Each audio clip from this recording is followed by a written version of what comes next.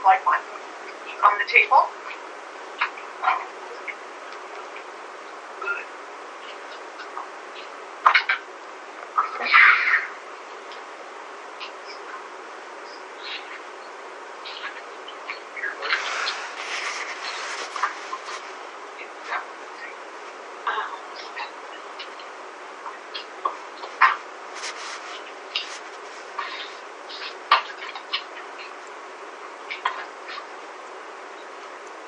Okay, well, we'll go ahead and start, and if Sean comes in, he can join us, but we'll get things going. This is March 5th, 2026 at 13:02. We're at the Black Canyon City Library for a special board meeting. Notices were posted on the website, at the board office, and in the post office.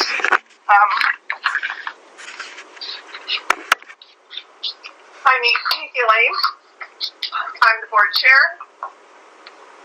Tom, would you like to introduce yourself? Board Secretary Tom Strezak on telephone. He's appearing telephonically, and we have Melina Ramos, board treasurer, and Julie, office clerk. and Devin White, legal counsel. And now for the public. This word. Sandy, I'm sorry. Oh, hi. Nice to meet you. Nurse Scott, operator. Assistant operator. Jerome Abdur. Mike Ellis, Close Solutions. Oh, are you? Hi. Nice to meet you. Nice to meet you. Okay, and Ryan Ball. okay, are you do you live locally? Yes, ma'am. Okay. And then behind you? And behind you? Alicia Michaels. Cindy Malandro. Okay, did we get everyone? Thank everyone for coming. Update on the RCAC assessment, and everyone is going to hear that today. The presentation will begin. Sierra Hibiki will begin presenting that at 2 o'clock via Zoom or team meeting. RCAC is a nonprofit, and we've been sorry. Hello? Hi.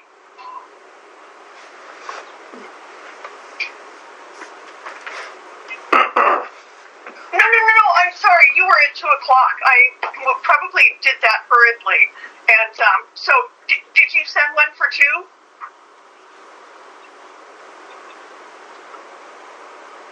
Perfect. Thank you so much for calling. Not with Sierra, with RCAC.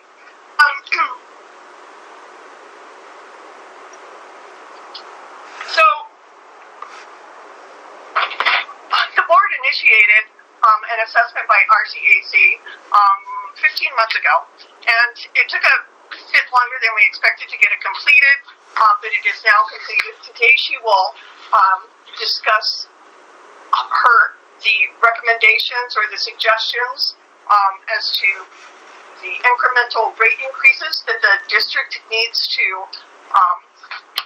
consider so that we can continue, or so that we can begin actually doing work, long overdue work in the district for badly needed repairs and such. So this is really important that that we address our revenue and how we can make the most of our revenue where we're falling short in generating the revenue that we could for a number of reasons, so that the district can remain viable and continue providing people water through the typical means of pipes versus people having to go get their water in buckets or something.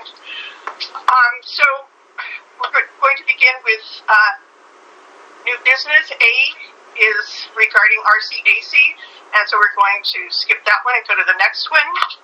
That's a discussion and possible action regarding the district manager request for mutual termination. I'm sorry, Tom, what? I was just clearing my throat. Oh, okay.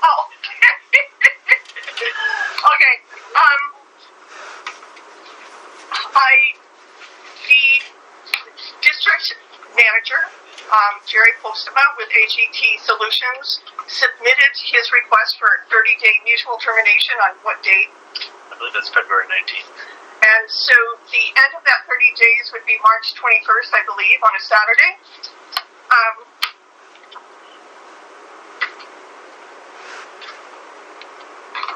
Can we talk about anything specific in this, or do you want to wait until after we meet this afternoon? That's up to you. You've agendized for it, so you can discuss if you'd like. Okay, so I think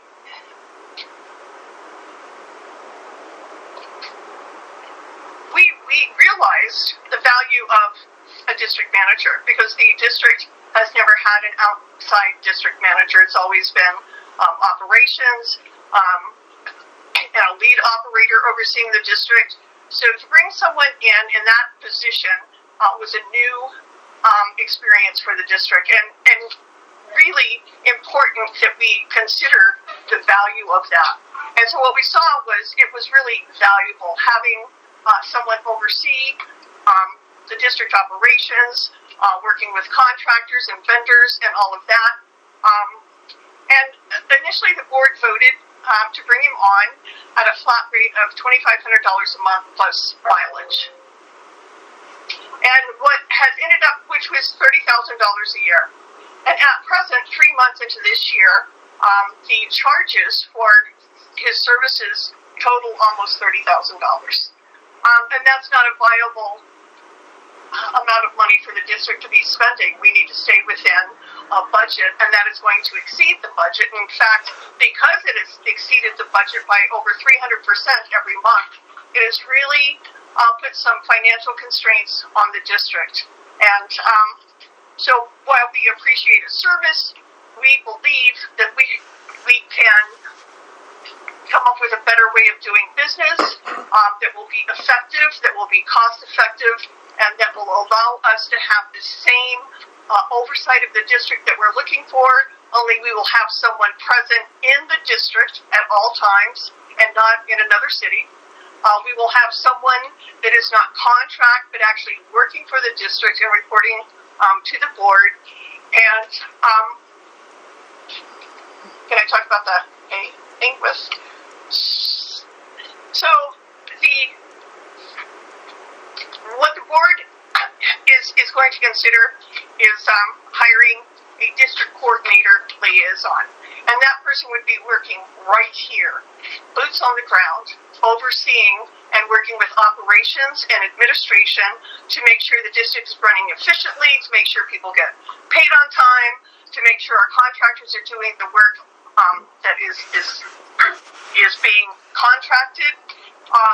And I sent the proposal to our CPA, and in that proposal was we could hire this district coordinator liaison at about $24 an hour.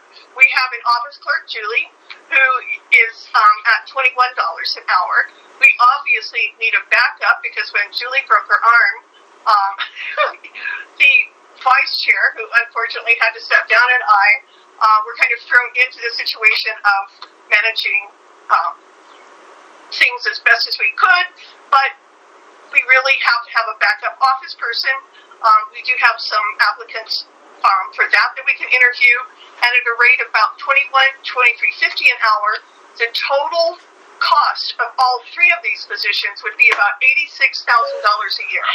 And according to our CPA, because these people would not be contracted but would actually be employees, and I know this is new for the district. I know I've heard it said we would never, ever want to do anything other than contract our workforce. And I don't think that is necessarily the best choice.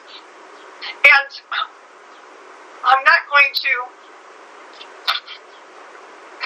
in my experience, and I don't talk about my experience a lot because, I give it to the grace of God who has allowed me to accomplish what I have. But I have a master's degree in healthcare innovation, but in 2017, it was actually just innovation from ASU. And a mistake that a lot of organizations make is thinking that we've been doing it this way for 25 years. We think it's working, so why change it? And my response to that is, are you really sure it's working? Are you looking for better ways to do business that are more effective, more cost efficient, that will get the job done? And I have experience coming into a number of organizations and restructuring things and identifying better ways of doing things. And it was risky, but it was very rewarding. And people don't like the risk because of the possibility of failure. But as I learned, if you're not failing, if you don't fail, then you're doing something wrong. That comes with it, because otherwise there's no opportunity for learning experiences and growth. So with that being said, I'm going to ask that people keep an open mind on what we're proposing. It's a different way of doing business, but we have to look at a better way of doing business if we're going to stay viable and be able to maintain the district and not have to have someone like M4 come in and do it for us. So,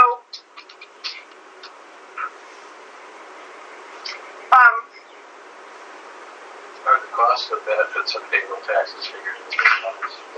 you know, I asked the CPA about that, and if we keep this at the rate that I just mentioned, between payroll taxes, workers' comp, and I didn't print the email, she said, and thank you for asking that question, we need to remain within a budget of about $100,000 for these positions. And when we were looking at the district manager position, you know, $70,000 to $100,000 would be probably the average rate that we would pay. Well, that takes up the majority of that $100,000, and we have to stay in budget. So, yes, with payroll taxes and workers' comp. Is the bank will look for the managers that he knows how to do 90% of those positions? Garrett, please. He spoke up. I can't. No, you can, but wait your turn. Robert's rules, please. Thank you. So, we would be staying within that budget. And we're hoping within 6 months with the operational changes that we need to make, which would be replacing meters, putting meters on our wells, because this is a water district. Our revenue is based on water and selling water, and yet we have no idea what we're producing. And our meters, many of them are not functional. They need to be replaced. We're not getting good reads. It's been chaotic because the meters weren't read in such a long period of time. When we actually did do reads, we were getting bills in hundreds of thousands of dollars, and we had to stop and step back and correct all of that. So we would stay within the budget, and the payroll taxes, et cetera, would take us to about $100,000. Does that answer your question? Yeah, do you guys consider the fact that if you're using contractors, that they're easily let go and replaced folks to employees? And I'm assuming this would count a position that's not easily let go. If you have somebody that's not doing the job right, you've got to consider all the human resources aspects. Can you respond to that, Kevin? Sure. I think that's a valid comment. I think generally an employee is harder to get rid of. You have a disciplinary policy, etc. I think that's fair. Well, that is actually, it's a good question, but it's a loaded question. And based on contracts that I've seen for the district, I would say it's kind of a toss-up. Some of the contracts that I've seen, in fact, we have some contracts now that I think are prohibitive. And I think it's as difficult to address contractors under contract as it would be employees. And we're not exactly sure what that might look like in the future. These are considerations that we're making now, but we do know that the clerk position, district coordinator, liaison person, those positions need to be hourly, and the board still needs to have a conversation about the rest of it. Derek? Yeah, so the position of the manager, what you get with that is more bang for the buck. He does like 4 or 5 different positions. And I believe that his structure, pay structure, wasn't just what you said. I believe he gets paid by implementing WIPA loans, interest-free loans from the district. He gets a percentage of that. That's how a lot of his pay is reimbursed. It's not just by a bulk sum that you said. A lot of the districts, a lot of him getting paid is from incurring loans for the district. That's how he's getting paid. So it's not all the district's money being paid to him. He's getting it from other sources too, helping the district. That's one thing. When you're talking about metering services, I mean, there's a lot of meters out there that aren't working and that need to be replaced. I don't know if you want to put that on a capital improvement program for the whole system wide, or if you want to do piecemeal, 40 at a time, 50 at a time, or what. That's not on the agenda, so we cannot discuss that. You just brought it up. Devin? The meter reading is an agenda item. Okay, go ahead. Thank you. I'll shut up. I just want to bring up the point about the manager. The manager's position is because he's got 40 years of experience. He knows how to incur loans. He knows how a water company is supposed to be run, especially at DeWitt, Domestic Water Improvement District. This is a government. It takes a certain amount of experience to operate these things correctly without putting yourself in liability, right? I operate quite a few DeWitts. There's a lot to this. There's a lot more than just hiring a bunch of employees. I can operate 4 of the DeWitts, and there are no employees in it. Okay, thank you, Derek. So one of the things I need to comment on that he stated, interest-free WIFA loan. WIFA loans are not interest-free. In fact, WIFA loans, you have to pay on the loan for at least 10 years. And you cannot pay it off early. That's not allowed. It's a 10-year obligation. This district did not have a district manager, and I don't recall the district ever having a district manager. It had a field operations manager, and it had an office manager. It did not have a district manager for 25 years. So the fact that we thought it would be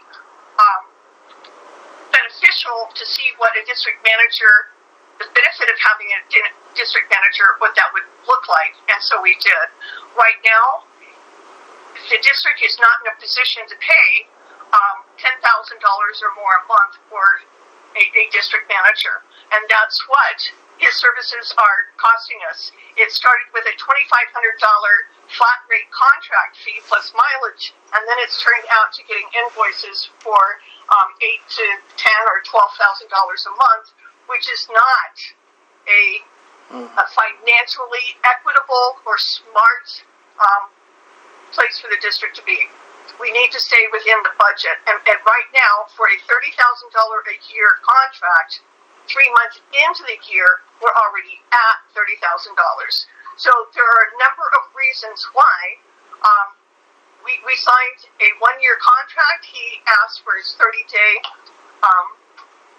end to it, and we learned a lot of valuable lessons, and now we have to reconsider that position and identify ways that we can function operationally better than we were, especially having somebody who is not here and present on a regular basis.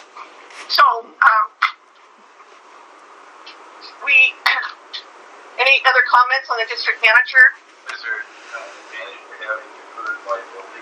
To have what? Deferred liability, so if you have a contractor you're hiring and they do something wrong, they're insured through contractorship, we'll call it that, as opposed to having to carry additional insurance ourselves here to make sure that if there's some kind of liability or lawsuit or whatever, that we have a rate of payment.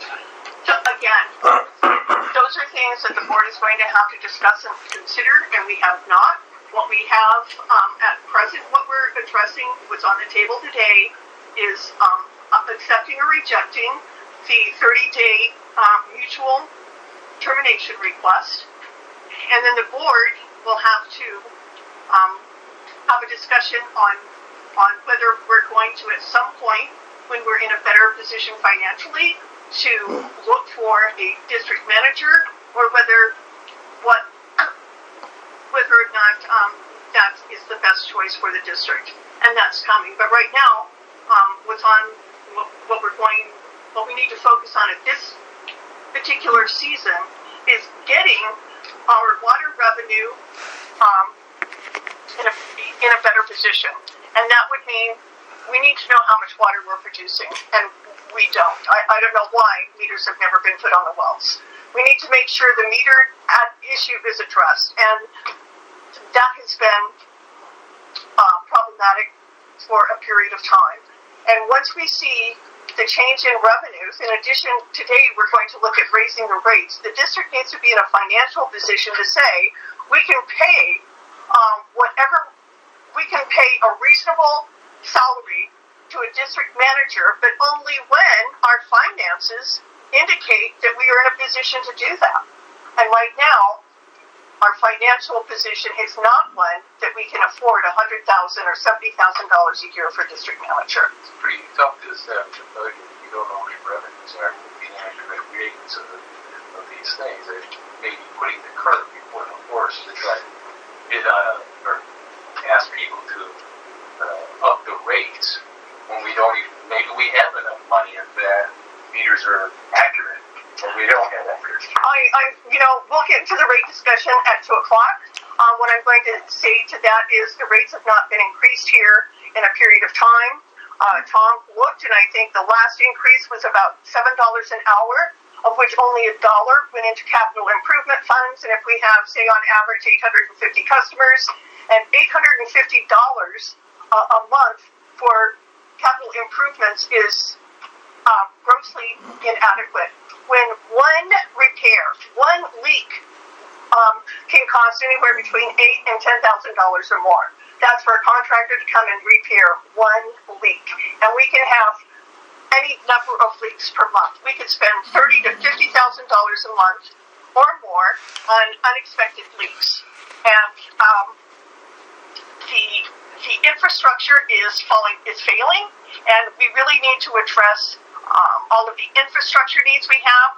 Our arsenic tanks are ending their lifespan, and that's a huge project, so we absolutely need to raise rates, and we need to increase and know what our revenue is. We need all of that. Being a lot of these numbers here, so what is the revenue? That I'm not prepared to answer that, and that would have to be something that our CPA would get involved in as well. The budget's available online, is that correct? That's correct. Thank you. The budget is available online. So you said you haven't had any rate increases, although I don't know if I'm the only one, but my water bill has consistently gone up, and we haven't done anything different. The capital amount you're taking has gone up. I don't think they're correct. You don't return phone calls. I get no answers from you guys. So if your meters are wrong, you can fix that. You can't just charge people over and above what they're supposed to pay because you can't figure out the meter thing. And I've not ever gotten a direct answer from you guys. About what? About why the bills are so screwed up.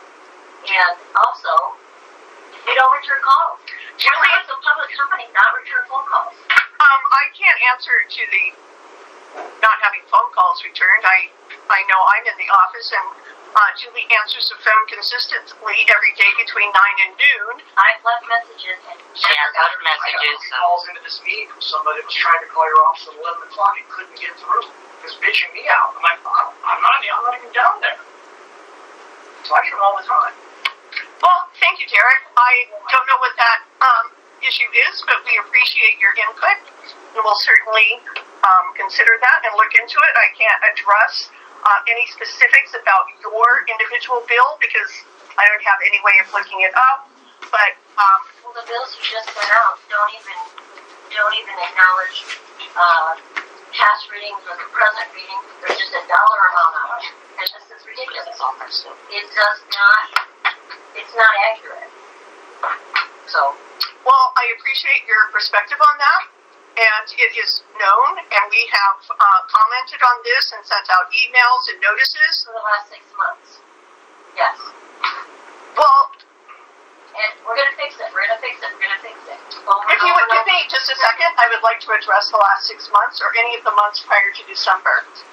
Meters were not being read, nor have they been read regularly, all of them, in a long period of time, well, that would be up to the former board and the former operations team to answer that. I cannot speak for them. No, you're present for it. That's not correct. I cannot answer. Dave, please, you know the Robert's rules. I cannot answer that. What I know is this. When this board came on, we knew, and I can go back in meeting minutes and look where owner users have complained about their bills and the inaccurate billing for a very long time. That's documented in meeting minutes that were taken long before this board was placed in January of 25. In December, we got a new operations team on. And instead of them guessing what the bill was, or estimating it, underestimating it, overestimating it, they attempted to locate every meter, lift the lid, and read the reading. They put that information on a read sheet, and this is how it works every month. That numerical data is entered into our enhanced software system, and it calculates the bill based on thousands of gallons on the tiered level. When we entered the meter readings, that many for the meters for the first time, and this has been confirmed by experts and billing experts regarding the meters not having been read in an extended period of time, we actually generated bills in the hundreds of thousands of dollars. Based on best practices, the board decided we needed to suspend billing and really dig deep into finding out what was causing bills to come out for $100,000, $200,000. And we sent all of the reads to a company, utility billing, and that's all they do is enter meter reads and generate bills. And I should have brought it with me, but there was like a 5-page Excel spreadsheet that commented on accounts and why the bills were so outrageous. And we started addressing that and dealing with all of their recommendations. On some of the bills, we had to have our software an analyst sit down and go through every bill with us to make adjustments so that it would reflect an accurate amount of water used. And so we spent weeks on that. And we've stated it would take 3 billing cycles to get past that. So that would be December, January, February, and now we're on the 3rd billing cycle of February, March. And we're hoping to have that resolved. And the other thing, and the other important point to notice about a district-wide meter replacement program is that these meters do not have to be read. It's simply importing and exporting the data. It does it on its own. There's an app the customers can download, and they get real-time information on their water usage. It tells you if you have a leak. It tells you how much water you use for the day, for the week, for the month. This will eliminate the nonsense that we have to go through for billing. So this is what you're trying to do? What you're putting in? These types of meters? Yes, ma'am. And so we're just supposed to pay this inflated amount? You know, I can't address your bill. If you have a problem with your bill, please come into the office and let Julie look at it. And if necessary, we will take your account and we will reach out to our analyst with Enhance and have him look at it to see if he can find any errors or anything that needs to be adjusted on your bill. And we'd be happy to do that. Whether or not they have a meter that's inactive, not working. I'm sorry, what? Like me, how do I know if my meter's even working? Because it seems like to be able to, I know all of the past, when there's, these hundreds of thousands of dollar bills and what have you, but you got to establish a baseline at some point. So for all the working meters, I've seen that once you read the meter, then the next month you can read the meter again, and now you have an accurate usage amount if that meter is working properly. It should, yes. Yes. Baseline. If you see unusual if you see unusual increases in your usage, maybe you have a leak or perhaps it's because the meter is not working properly, perhaps it was misread. That's why eliminating this type of meter in the district is so important. Then that would mean we would need someone to come out and reread your meter to match it up and see if it lines up with your average usage. Is this caused just by over the years just not paying attention to keeping equipment in working order? What's causing it? Because we've had houses all over the country, and we have used water, and there's water meters, and we've never had this happen. Well, the district has not been diligent in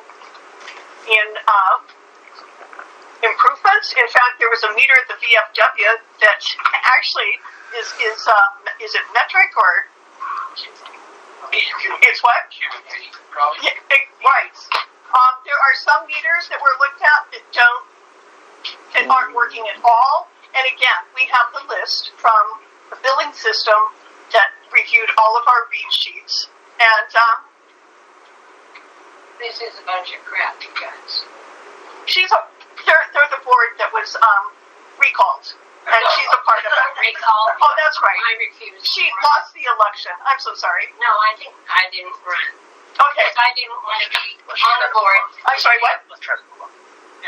But anyway, Let's try to move on. the meter. Okay, we're moving on. Thank you so much for coming. How about you stop talking for a second? No, we're moving on. This is a meeting. Would you please leave or sit down and so we can continue the meeting? Well, I'm not going to have Kevin? Yeah. talk down on us. All these people who've done this for years. Yeah, you're so perfect, Shane. Far beyond perfect. It's their fault. Madam Chair, Okay, so let's move on. Any other? Can I say something real quick? Do you mind, Tom? Yeah. Tom, go ahead, and then Derek's got a comment as well. Madam Chair, this is Tom Strezak, Board Secretary, and I'm just wondering how we're on agenda item H, but I think we were on agenda item B. And so Tom, we... I believe Elaine was responding to a public comment, and it involved agenda item H. I do think it would be a good idea to get back on track. Okay, so we're going to get back on track and do the district manager, which would be Derek. Oh. So, can I have a little input on this, or? Absolutely, go ahead. Okay, so I'd just like to say, regards to the district manager, that I am greatly disappointed, okay, and I feel like we've been in the dark for some time as far as any kind of operations report like we used to get, with all kinds of details on testing, well levels, and everything. Now, we don't get anything hardly. We just get a basic overview of what's going on in the field, but we're not getting any details. We're supposed to get these reports from the general manager, or this district manager, which we ceded a lot of power and authority to. And we're not getting the reports. 5 days we're supposed to get the reports in advance before the regular meetings. I don't think that's happened once.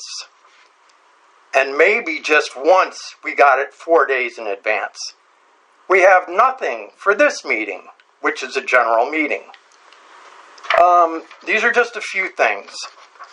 And honestly, with regards to the WIFA loan, I could have called them and I could have talked to them and I could have asked them and asked them, is there something else we can do since this well hasn't worked out?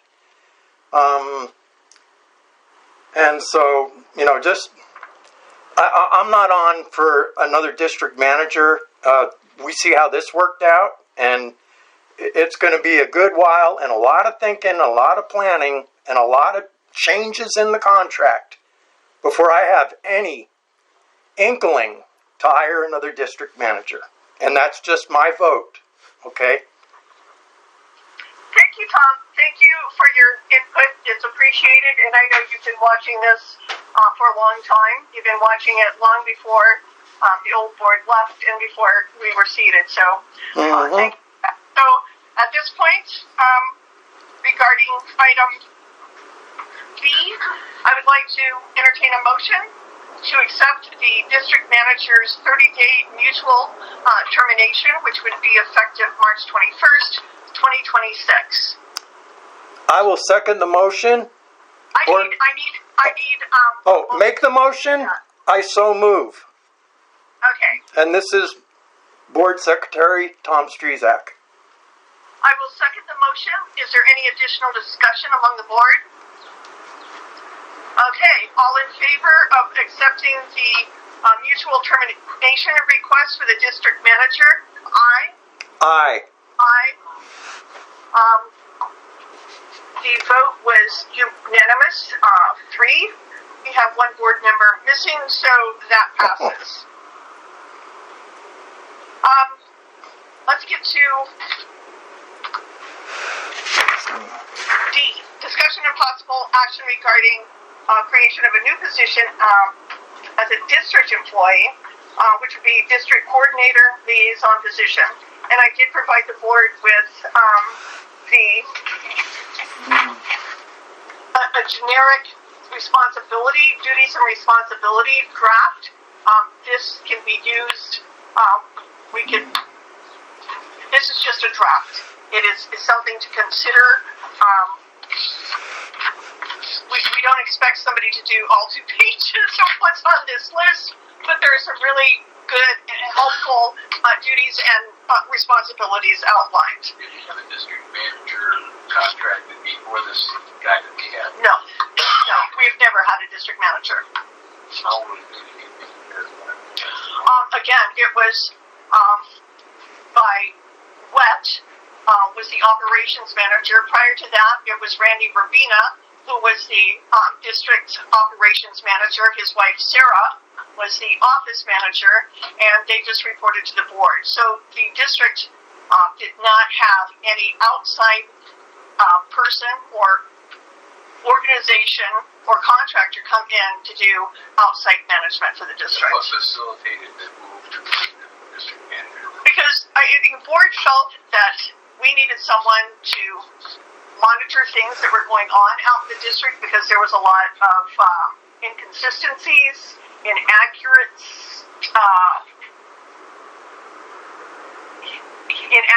reports, and things were just not running as efficiently or effectively as they should have. And as we the reporting, he had talked about that on the phone, talked about reporting. He said we haven't been getting any reporting from this recording. I turned in my operations report to the manager. Garrett, please. I turned in my operations report to the manager. Garrett, please. This. Well, I think the manager's report is what Tom was mentioning. Correct. Derek's speaking to the operations report. And I can address that a little bit as well. Like, anecdotally, I can say the district manager arrangement is pretty common for DWIDs. Most DWIDs do have a district manager or something similar, so it is somewhat typical. But this district never has. Right. So this was. So I guess people that run businesses will say that just because you have one district manager that doesn't do the job, doesn't mean you can't get one that does. Absolutely not. No, that is totally correct. However, again, I want to emphasize the importance of the district first, financially understanding what the revenue is, ensuring that we are on a better financial foundation before we look for someone that is qualified with a salary expectation. My understanding is of anywhere between $70,000 and $100,000 per year or more. That is not financially sustainable or realistic right now for this district. As we consider this paid employee position, are we going to balance that by looking for bids from other contractors as well and looking at the whole thing? In other words, we got these 3 contractors that maybe can do a better job for less money, and then we've got this paid employee position over here to make sure that we're not... Actually, if you would just wait, we can get to that, but I'm going to have to take a break for a minute, but that technically is supposed to be happening now, the three bids. So, of course, we would continue that expectation and that process. That will not be left out. And again, the board would have to decide exactly. It sounds like to me that the only thing you want to do is raise the rates in order to make your budget right, so you can do all these things. But are your rates even in line with what they? Our rates are much lower. In Well, fact, I've never paid water bills this high ever anywhere. well, I'm sorry for that, but I suggest that you go to other districts. You look at Anthem. You look at other districts and see what their rates are. Our rates are low, and we have not raised them in a period of time. And we have a rate assessment that was completed by a reputable organization who specializes in rate assessments. It's not the district making up rates that this is what we want to do. We are looking at the suggestions and recommendations of RCAC, and they have done this for thousands of other districts all across the U.S. And so we did not feel that we had the knowledge or ability to do the rate assessment. We had a thorough assessment of the district done. We had the Arizona Rural Water Association. She came out and she did a thorough walk of the district. She took photographs, and it is well documented. All of the repairs that need to be made, condition of the infrastructure. So this is not a decision that's been made in the dark. It's been made after a year's worth of research, looking carefully at the district, assessing the needs, and looking at the cost of repairs today, anticipated cost of repairs, etc., just to maintain operations in the future. So this isn't just throwing a money dart at the board. Okay, well, I understand. I guess you're going to have, it sounds to me like you've got a long time to catch up, because if half your meters or more aren't working, I mean, how are you even going to They can get a make it line right? in the sand and say, okay, we're starting today. No, we're already taking steps to do that, and there is a plan. And it is not something that can happen all in one day or in a few months. It is a progressive plan, and it's a water replacement plan, and we've been looking at that for a period of time, and we're taking other steps to ensure that we can continue doing that. So, Federal funding is available for, districts like this where you can. excuse me, Jared, would you please be mindful of Robert's rules and not speak out? Thank you. The district did apply for, and it was approved for an over $500,000 loan. However, it will not cost that much money to replace all of the meters. They did not have a budget as to what would go to meters for residential, commercial, what meters would cost for the wells. It was just, let's get this loan, and when we get the money, we'll figure out what we're going to do with it after that. There was never anything in writing that outlined where this money would be spent. And we had a WIFA loan for a well, and this was We don't have a WIFA item, so. okay, sorry, we don't have a WIFA item, so But now that you brought that up, did we take that loan of $500,000? no. Why? We don't have an agenda item. We don't for have that. an agenda item for WIFA, and that was the board's decision. You're right. You don't have an agenda item, and I'm okay with that. But on the agenda, we were wrong. We were talking about that new job you're going to create, and how you have a two-page list. Can you publish that two-page list? Sure. I don't know if I have enough copies, though. Is there a copy you can pass around? And you'll have to excuse me for a minute. And so like, we'll recess the meeting. We'll recess the meeting for 5 minutes. Tom, could you hear that? Standing by. Thank you, Devin. Thanks, sir. Yep. And I'm going to throw you on mute, okay? So Sure. you won't be able to hear the room. Okay. Fine.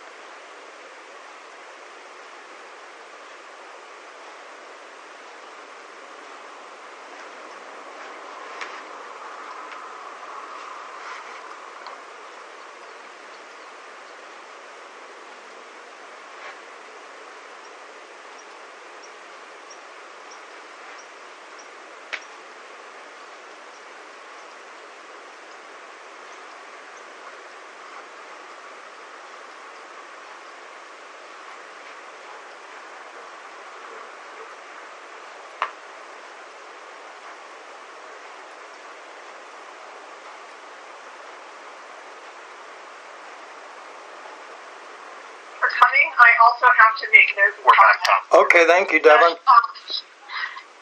The discussion you want to have at links is appreciated, and we understand your questions. However, we can't answer all of them in one meeting. We have had meetings, and we've had special meetings for almost 15 months, and people have not come. And then today we are going to have a presentation on a proposed rate increase, and suddenly everybody's concerned, and they have a plethora of questions they want to ask. Instead of looking at the meetings, we have the meetings are typically recorded and posted on a YouTube video site. We have meeting minutes, and we would certainly appreciate people looking at that before they come to a meeting, so that they are better informed as to the history and how we got to where we are today. And that would make it much easier for you to understand. I think it would be very beneficial, and it would help us so that we'd be on the same page as far as being able to answer questions without having to go back historically to answer them in the way that I'm sure you want and deserve. Madam Chair? Yes, Tom? Thank you. Just also, there is going to be a budget rate hearing. And that should be Yes, there soon. will be. Thank you. Yes, there will be. Okay, so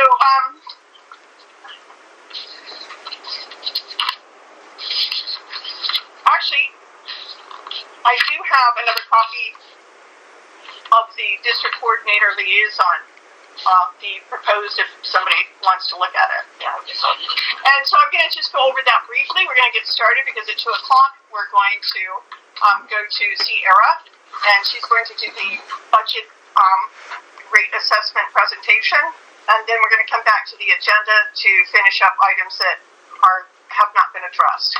So I'm going to look at some of the administrative and operational, coordinate implementation of board decisions and policies. You guys can read through this and see that a lot of the responsibilities and the role are similar to that of a district manager. And they would act as a liaison between leadership and contractors, track contract deliverables and performance milestones. And I think the other thing is keeping track of invoices, keeping track of projects that are pending, projects that are happening, so that we have a clear idea every month of what we can anticipate spending in repairs, etc. Because right now, we can get an invoice for an undetermined amount of money that we're not expecting, and we need to pay it.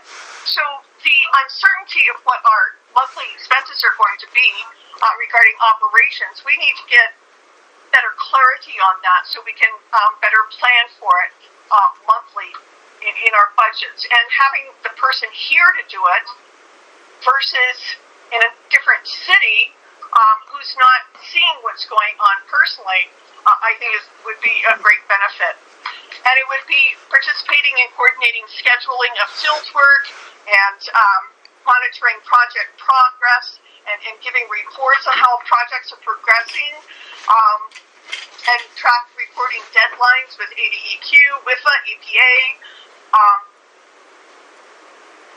and assisting with grant and loan documentation and tracking it, tracking invoices and contracts for approval, and working with the CPA to make sure that everything is budgeted and that we're on track financially.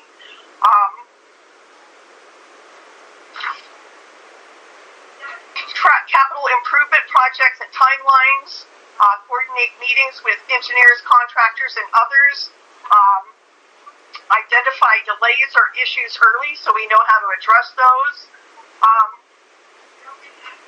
The role limitations, it does not operate the water system. This person would not operate the water system or serve as a certified operator. That is something that the district manager did have, was the certification as a water system operator. Does not set policy, that's up to the board. Does not replace a district manager if one exists. In this case, one does not exist.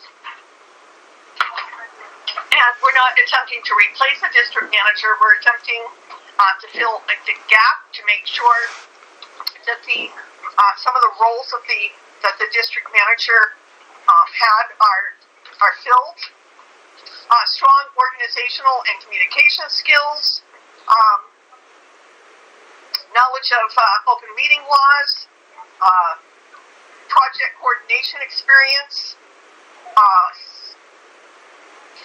and there are things that we could add or remove from here. This is just, again, a template, a rough outline. So I'm going to get ready to bring Sierra on so that she can begin the rate assessment presentation.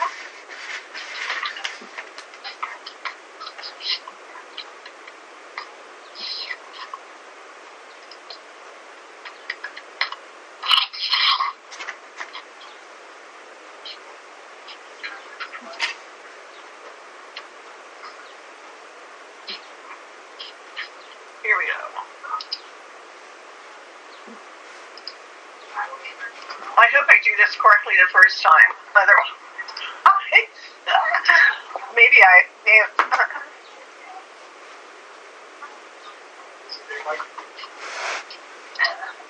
Turn up the volume. Devin, are you watching me to see if I'm missing stuff here? Yeah, she does that sometimes. Okay, yay! Do we have connection? Muted people, they can see if she's in here yet. No, she's not. Okay, so we have about 5 minutes. I'll just turn this around and we'll get ready for that. Do you have any questions or any comments? You've got about 4 minutes. I won't there's money available. I'm sorry, what? My only comment would be if there's money available, federal funds, we should probably grab it. You know, I totally agree. The state of Arizona had a once a year water conservation program. But due to all of the issues in Washington and all of the politics elsewhere, they are not presenting that this year. We are working at and looking at some other opportunities because I agree with you. And that was one of the things this board said from the onset is that we need to find grant opportunities. So that's no longer available. No. I'm not sure what's going to happen with it. I know that I stay in touch with them, and I'm on their email list to see if the funds become available for that. We will be right on it. I was really disappointed that that funding was lost this year, but I believe they are looking at trying to reestablish some funding for that, and we'll keep our eye on it. And I think that's the other important thing in this liaison position. You don't have to be a district manager to be able to write grants and to be able to search for grant opportunities. That's not something that requires a general manager. I could do that. It doesn't require somebody that's good at it. Pardon? It just requires somebody that's good at it. Writing a good grant letter is an art. Actually, I do have experience in that. I don't want to go through my history because, again, by the grace of God, that I have 2 master's degrees, a bachelor's degree, and I'm a registered nurse. And so I have a lot of experience in these areas. And again, we don't have an item for WIPA, but if you look at it, item J on the agenda, there is an alternative that will be discussed. So maybe some of your questions could be addressed. Money's there, grab it before. Yeah, there's a lot of programs out there like lateral replacement programs, there's mainline replacement programs, infrastructure, upgrades. There's all kinds of programs the federal government puts on. Just knowing where to find that stuff. There's money available. I mean, it's an art form, like you said. And ironically, the general manager, I don't recall ever hearing that any grant application applications were filled out on the district's behalf, which is another disappointing factor. Mm-hmm. Draft with prior, Pardon? was that loan given back for the prior board or this board? I'm sorry. That loan that you didn't take, Right. was it returned from the prior board? Yeah, it's gone. Or did you guys return? We can't discuss the withhold. We can't. I'm sorry, we can't. Thank you so much. Again, And maybe just Why aren't we? we cannot discuss that. It's not on the agenda. And I can address your question. So Arizona has an open meeting law, right? And so this is a public entity. We can only discuss things that are on the agenda. For public comment, you can make public comments, but the board can only respond and discuss the things that are on the agenda. So we don't have an agenda item for the with alone. I think if you'd like to have that on a future agenda. Thank you, Devin. So then you really can't answer where the $466,000 was alone in January report went. Correct. We can't discuss the with alone. We cannot discuss. You can learn a lot. You go to the website and look at I'm looking at the website right now, January. Okay, at the. Why would it be in January's report? January 2026. First paragraph. First part of it. Of the $466,000 for forgiveness loan. BCC well project, $320,000 has been designated for forgiveness as a grant, while the remaining $145,000 over 10 to 20-year payback. You can't get forgiveness on something you don't get. No. You know, we can't talk about. You guys can talk about it, but I'd be happy to put it on the agenda, and I appreciate the comments you're making, but I think you don't understand the entire context, and we can't discuss Well, I don't it. understand the entire context of this board. I'll be the first one to admit. Okay, that's fair.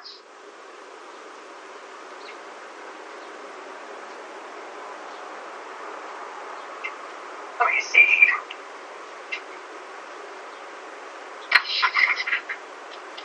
Did I do the wrong?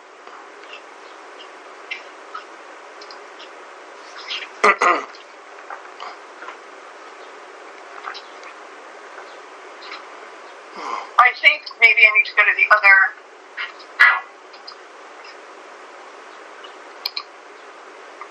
There were 2 invites for this meeting.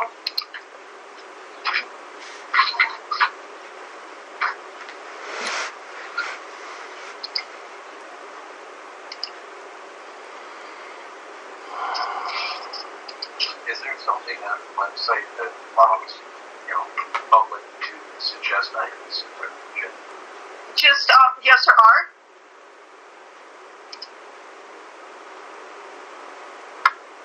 Can those items be rejected? This is not. Yes. I'm trying to, I'm gonna email her. One of you board members tell me where I can find an operating budget on our website. If I'm on it right now, I can't seem to find it. I might be missing something.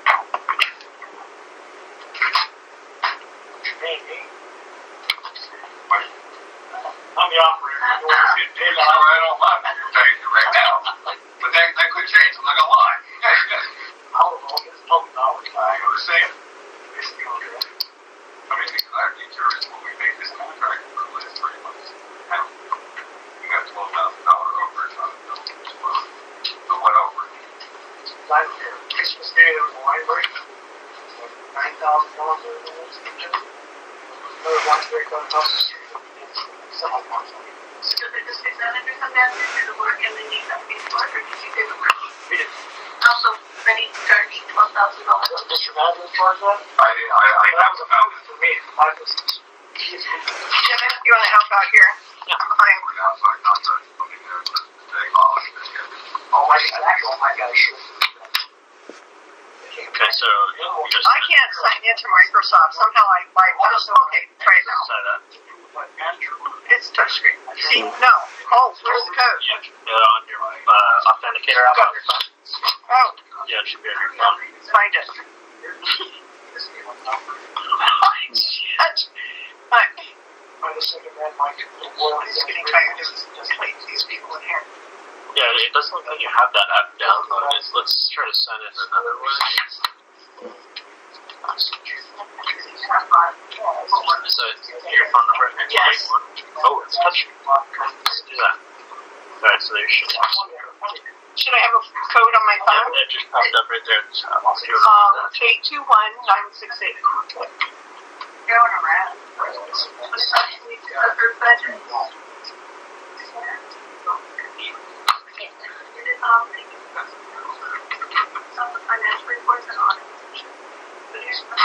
There were 2 meeting invites. I think I probably obviously got the wrong one. Alright, so let's go to your calendar. Be smarter than a computer sometimes.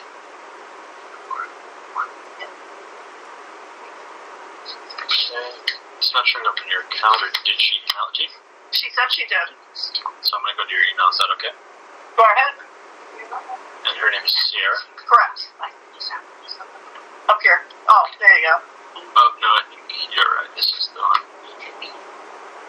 She says this one. And we did that. You tried this already? That's the one that we're on now.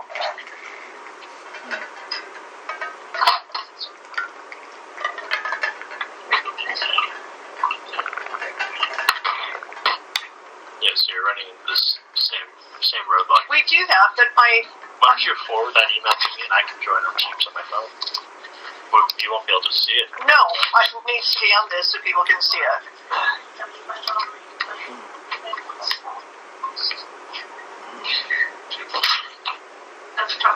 Yes, I'll,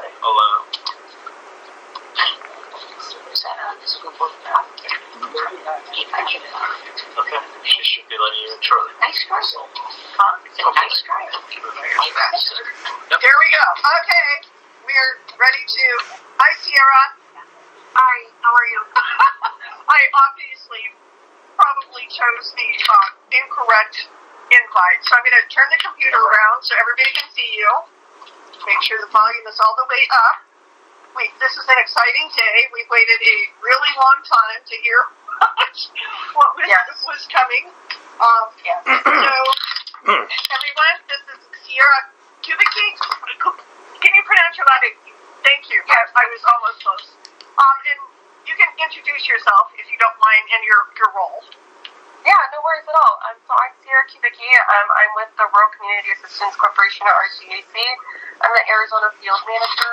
Basically, we provide free technical assistance projects such as rate studies, asset management plans, all that kind of stuff for rural communities dealing with drinking water or wastewater issues. So my goal here today is to report back some findings from a rate study that was conducted over, like Elaine said, quite a while. But hopefully it's helpful to you guys, and then we can address any questions or anything afterwards.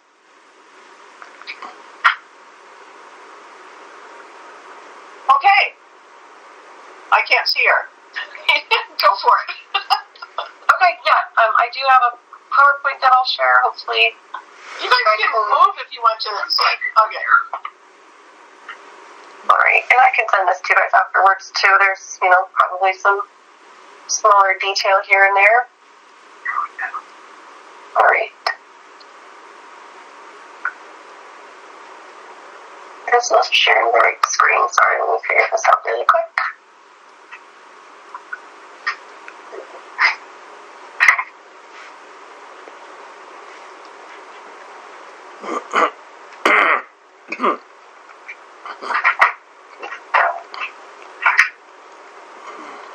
Sorry everyone, it wouldn't be a virtual meeting without some technical difficulties. Okay, can everyone see that okay? Great. Alrighty. Alright, so this is going to be an overview of the findings from the Black Canyon City Water Improvement District rate study. The purpose of this study really was to evaluate the district's current financial condition, assess the adequacy of existing water rates to cover all necessary costs, also to estimate long-term revenue needs, which I know is necessary, evaluate the financial implications of potential future capital improvements, which is also a concern for the community and the utility. Also to provide some sort of planning framework for you guys so we're not doing any shocking rate increases, and then also to support any informed decision making for the board. Alright, just a disclaimer for you guys, and this is also mentioned in the report that I shared. So the finding of the study should just be treated as a recommendation. We considered a lot of information and there's a lot was included into our rate model, but it truly is the responsibility of the board to take into consideration this recommendation and then make those adjustments as you see fit going forward for the utility and the customers. Findings are based off of best available data. I know you guys have provided a lot of good data to Allison, who was initially working on this, so I used a lot of that. I reviewed all the emails back and forth with data here and there, as well as available data online. You guys have a lot of good information and reporting on your website, which is really helpful and useful, and then also using state available data and reporting too. Any data gaps, such as no meter reads for certain connections, or having a mostly metered system. Assumptions were made using EPA guidelines, AWWA, that's American Water Works Association, that's typically our guide, main guidelines for water systems, water utilities, and then also just real world assumptions. Alright. So some guiding principles of the rate study was just to make sure it was sustainable for the system, that it was equitable, right? We want everything to be fair for the community and customers as well as you guys, so you can do your job as the board, and then also justifiable using those standards, AWWA and EPA assumptions. Alright, like I've said, we use AWWA standards. The model that we have is internally developed by our CAC, and then it takes into consideration reserves, current costs, asset life, routine versus capital improvement budgets, and average customer use, among other things. And just kind of an overview of what these look like and how we approach it. You of course have your assets and your budget. Those go into reserve calculations, inflation adjustments, and then of course you have your sales, which is the biggest driver for revenue. Then you have to consider conservation as well as growth adjustment. I know also there's fixed variable splits like base rates versus usage rate, which is what you guys use as your current rate structure. And that all goes into the revenue forecast, and then we forecast budgets for the future, current and future. Alright, as you guys probably know, I know this is all publicly available for people, just an overview of the rate structure. It's not by meter size, which made it a little bit easier to do calculations, but the changes are basically within the tiered conservation rate for 1,000 gallons that are used each month by the customer, as well as the difference in commercial and residential capital improvement costs.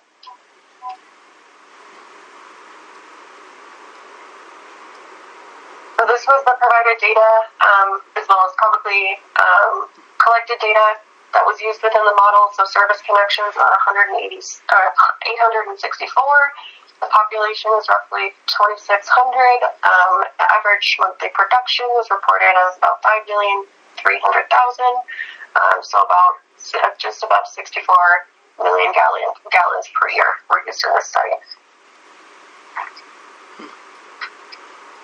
So existing asset reserves, this was also some great information and data that was provided, collected by the utility. It includes a lot of the assets that have been either installed newly or upgraded over the years, including some capital improvement projects that have been done. It also helped with the depreciation schedule, just understanding current asset values as well as what might need to be replaced in the near future. Okay, so just some planning assumption views before we get into the actual study details. Gradual annual increases in operating and maintenance costs are consistent with inflation trends.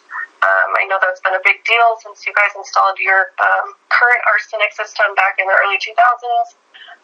Arsenic system costs have really increased since then. We're hearing a lot in the high millions, which is going to be difficult for a lot of systems. So we're really aiming to go for more grant money here, and that's one of the goals to continued provision of water service to predominantly residential customer base. As you guys know, you have mostly residential versus commercial.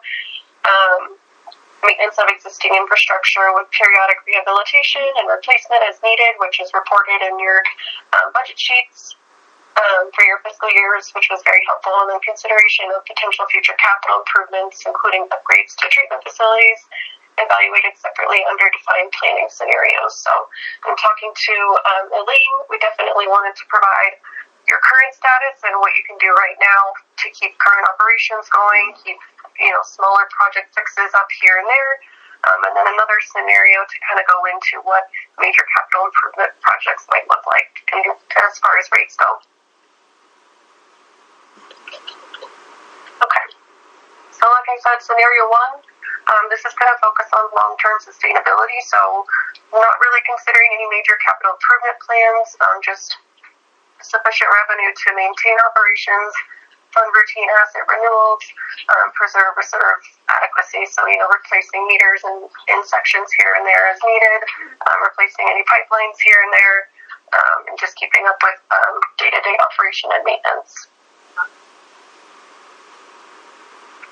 And then scenario two is going to specifically be for the arsenic treatment. I know that's a big concern for the community, and that you guys want to get that upgraded with the aging infrastructure. So we included this as an option in considering future rates. It evaluates both like a retrofit or rehabilitation of the existing arsenic as one option, as well as installing a whole new centralized treatment, which of course is going to be a bigger financial lift. Within each of those sub-scenarios, we are going to consider, a pay-go financing, so all the funding comes straight from the reserves of the community of the district, and then also a full debt financing over 20 years, like full percent interest is kind of our standard measurement, and then we also want to consider what it might look like for customers with rate increases if we do get 50% grant and 50% debt financing.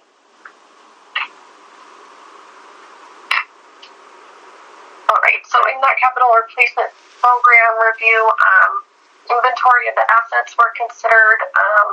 We won't truly know what needs to all be replaced or retrofitted until the PER is done, but knowing those that will be replaced, when, how much it will cost, and how to pay for it, cash, grant, and or loan, that's all going to play into this, and these rates can definitely be updated as PERs come in, as hard estimates come in. We can definitely update it for you guys. So we basically calculate how much you guys need to set aside each year to have enough cash when needed.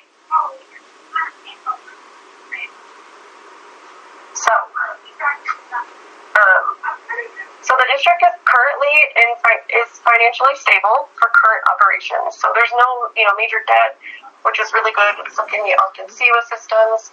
And then reserves are currently covering small scale and necessary projects, right? Like those meter replacements and updates, any of those smaller fixes that are considered routine, especially with aging infrastructure. So both operation and maintenance and capital improvement are in the positives, which is great. I know in previous years it was reported that the district, was experiencing debt, not able to keep up with it. So kudos to the board for really getting back into financial good standing. I would say the biggest finding, though, is that the budget is considered constrained for operational needs as inflation happens in the future. So that's something that was also considered.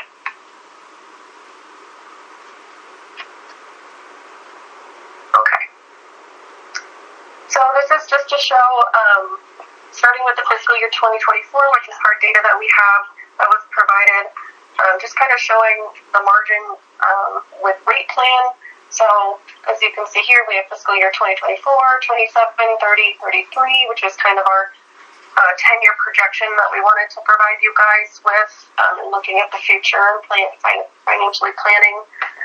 So as you can see, with the rate increase that happened in 2024, the margin rate is at 8.4%, which is good.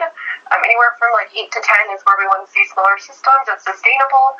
And then if you keep increasing, keep with that, even without capital improvement projects, if you just increase rates periodically at decent increments, not to shock people with updated rates, you can stay at a good place within that 8% But as you can see, if with inflation and infrastructure, material costs going up, labor costs going up, if no rate increases are done, you can see on the right column that it kind of decreases your margin over time. So that's something that we want to avoid with incremental rate increases.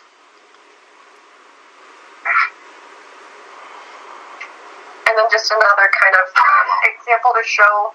So we have that actual fiscal year 2024 data, which was very helpful. We've got the projected revenue, projected expenses, and then the actual surplus was about $50,000. So again, that 8.5-ish% operating margin. So when planning with scenario one, if we really focus just on the base rate for routine operation and maintenance and not really considering any large capital improvement plans, if we keep the projected revenue and expenses around here, as you can see on the table, you guys will be in good standing within that 8%.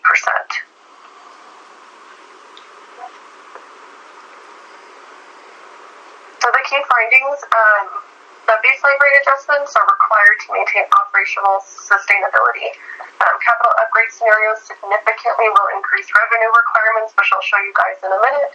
PAYGO financing, of course, is going to result in the highest near-term customer impact. As you can guess, grant-assisted financing meaningfully reduces the rate pressure, which is the goal, right? We want to find you guys more grant money for any projects that are coming up as opposed to loans. And then really important is that phased implementation schedule, which will help reduce rate shock and improves predictability for customers.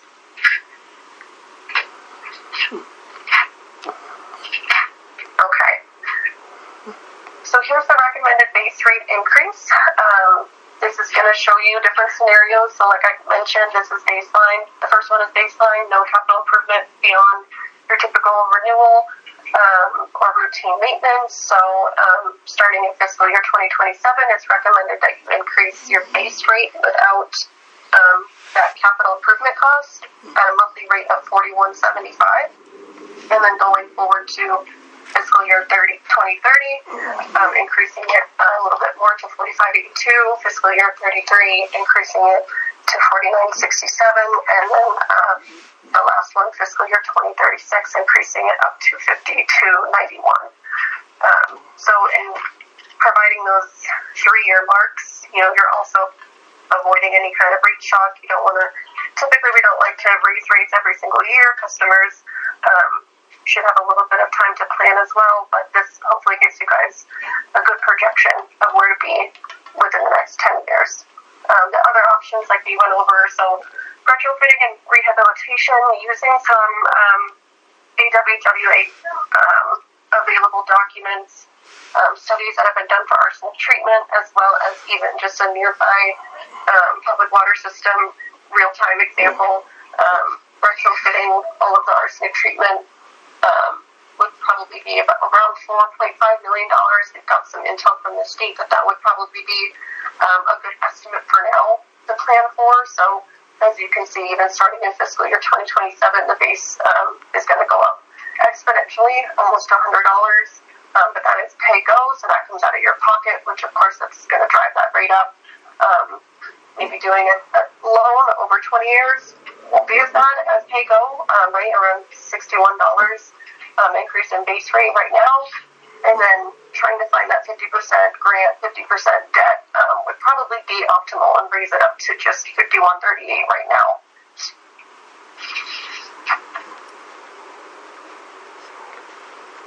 So in our model, we compare it to AWWA standards just to kind of double check our work and make sure that it is accurate for communities of this size, considering current rate structures as well as water usage. So the theoretical base rate for scenario 1, like I said, is $51.56, which is pretty accurate, just within a few cents of a difference. And then for scenario 2C, which is the centralized 50% grant, 50% debt, is going to be,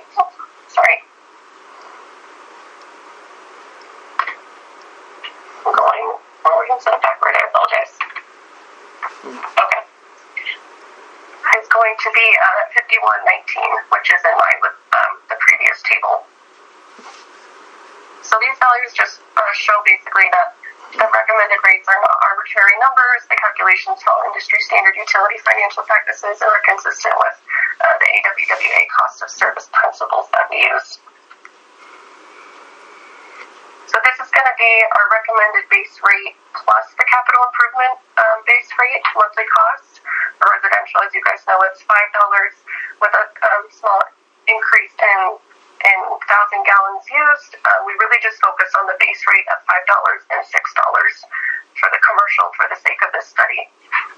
So if we consider capital improvement costs, residential fixed monthly will increase right now with no capital improvement plans. It will increase it to $48.27 for residential, $49.58 for commercial, and then the other recommended retrofit, that's $1.5 million roughly. Doing a 50% grant, 50% debt would raise that to $59.41 for residential and $61.01 for commercial.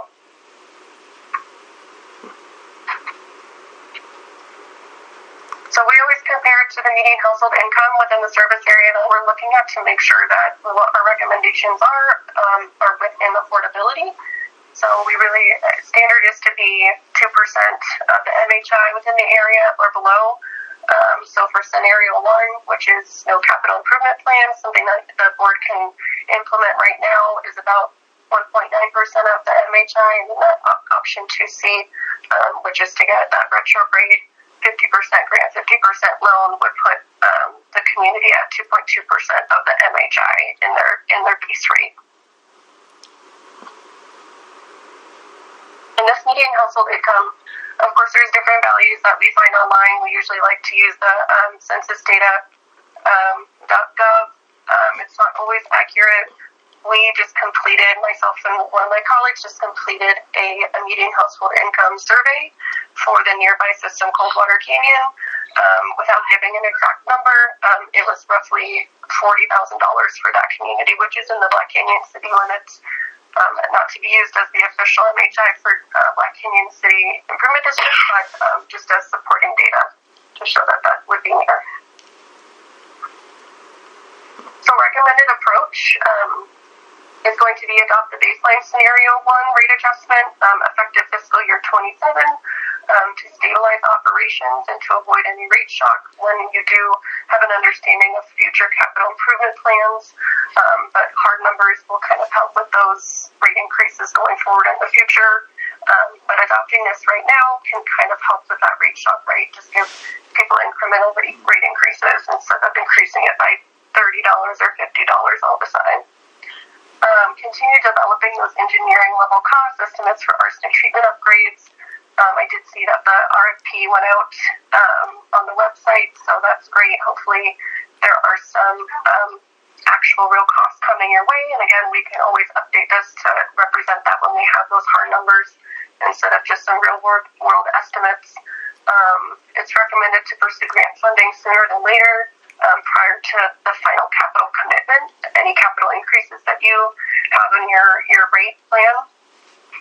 And then if proceeding with upgrades, prioritize at least a 50% grant, 50% debt financing approach as available, of course, to balance affordability and long-term financial resilience. And then the final recommendation is to reassess rates at each scheduled checkpoint, so we included the fiscal year 30, 33, and 36 as well.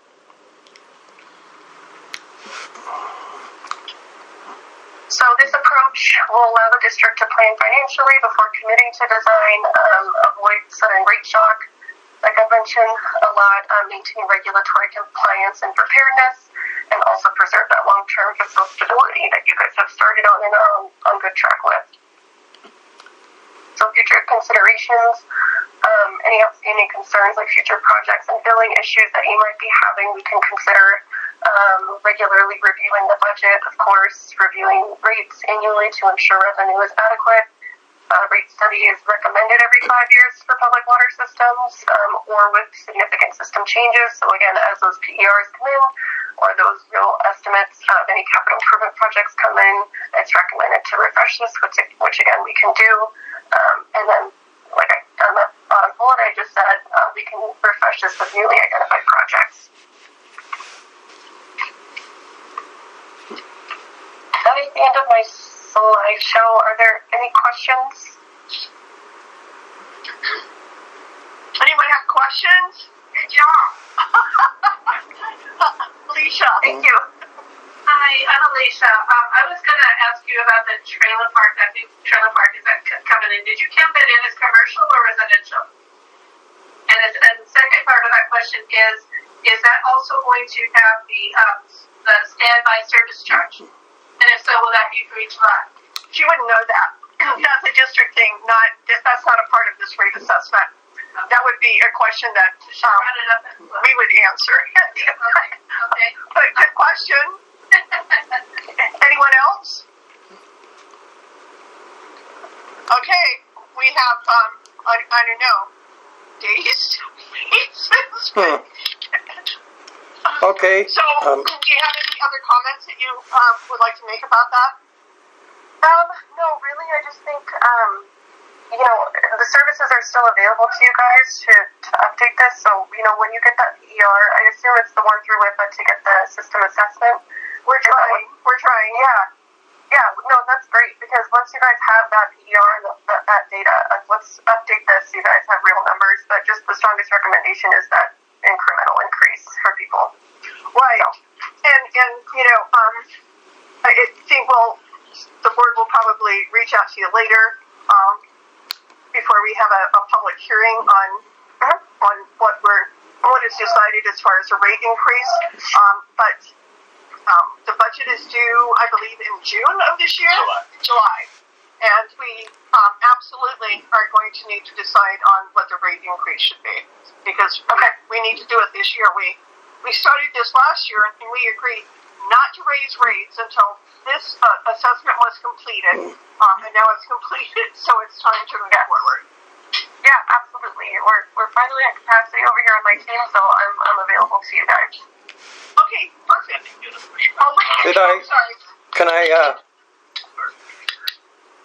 Can I speak, Madam Chair? We have a public comment right now, Tom. We'll get you to Thanks. Percentage? I can, calculate that really quickly after this call and share it with Elaine, but, we have the base rate considered from, let me pull up the actual report really quick.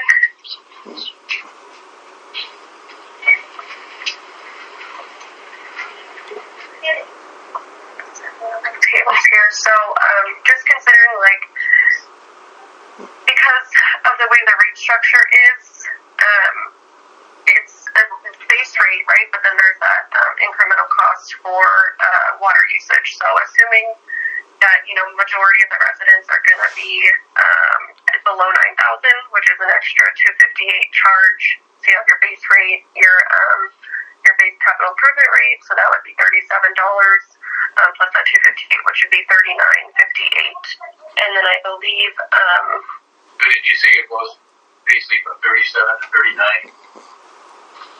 So I'd be going from at least $39.58 to $48.27, kind of our minimums.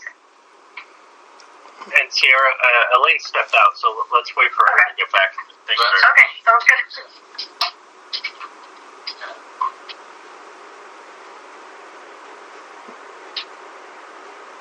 Arizona, there's these drinking waters for night.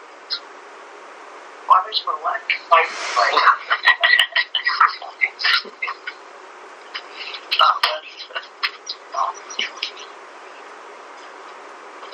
Sierra, she's back, so you're good to go. Okay, sorry. Okay. All right. Anything else for me, Elaine? Yeah, I think we're good. Yes. Thank you so very much. I'm so glad we finally Hello? made it across the goal line on this assessment. Tom has a question. Oh wait, Tom has a question. Okay. Yes, hello, Sarah. So if I understand correctly, you're recommending this baseline 1, no CIP beyond renewal. Is that correct? And so we're looking at basically about a $12 on the base fee and the capital monthly capital improvement monthly fee. And that keeps us in pretty good shape for about 3 years. So it's about $9-ish of an increase from that $39.58, which is the minimum a resident would pay, right, under that 9,000 gallon a month usage. So let's say it's $39.58 to the $48.27 that I'm looking at right now. So I recommend that starting with your next fiscal year as you're doing your budgeting, and then to recommending in 3 years adjusting it even more slightly to keep up with inflation costs. But from what I know and I've talked to Aline about with plans for capital improvement and seeing what needs to be addressed, if you are ready to go apply for funding for any capital improvement costs that are significant to the system, then it should be addressed before that 3-year mark, if that makes sense. Yes. And Wait, we're not done with this one yet. Oh, I'm sorry. Okay, go ahead, okay, Tom. and okay, so there's the recommended capital monthly increases on this estimate here to $652. So between that and the base rate increase, the total is a little under $12, isn't it?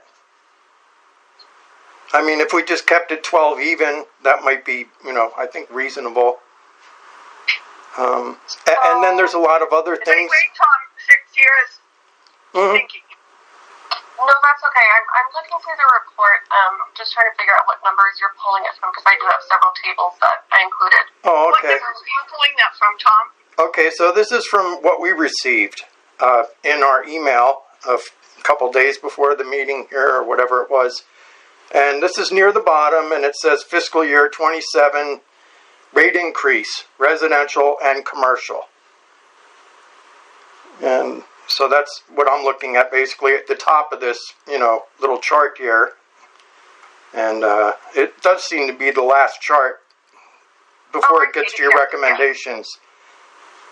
Yes, you are accurate. I apologize. I was including both costs for the initial, but yes. So going from that 32 to 41.75, right, and then also taking into consideration inflation with your new capital revenue. Yes, right. That's accurate. So we're looking at plus 975 on the base rate, and then plus $1.52 on the capital increase. Correct. And I mean, it's so close, it might as well just be $12. And I mean, we really need to look at, I think, bringing in some revenue, maybe on commercial customers. They put the heaviest load on the system. And, I think that's somewhere else we can look at, on the rate structure. I mean, does that seem to make sense that, Yeah, absolutely, absolutely. Sorry, go ahead. Yes, that you would kind of look at, the customers that are putting the heaviest, burden on the system and, cost of maintenance and everything else, chemicals for, water quality, and so that, that's somewhere else we can look also. But this would just be, this would be the place to start, basically. Yes. Is what I'm seeing. And then I think beyond this, even there's some other things that need to be looked at, but that's down the road here, not too far down the road, because I mean, we need to have our budget before the fiscal year, and we need to have our budget rate hearing stay ahead of the game on it. And so, thank you. Yes, I mean, I am understanding this correctly.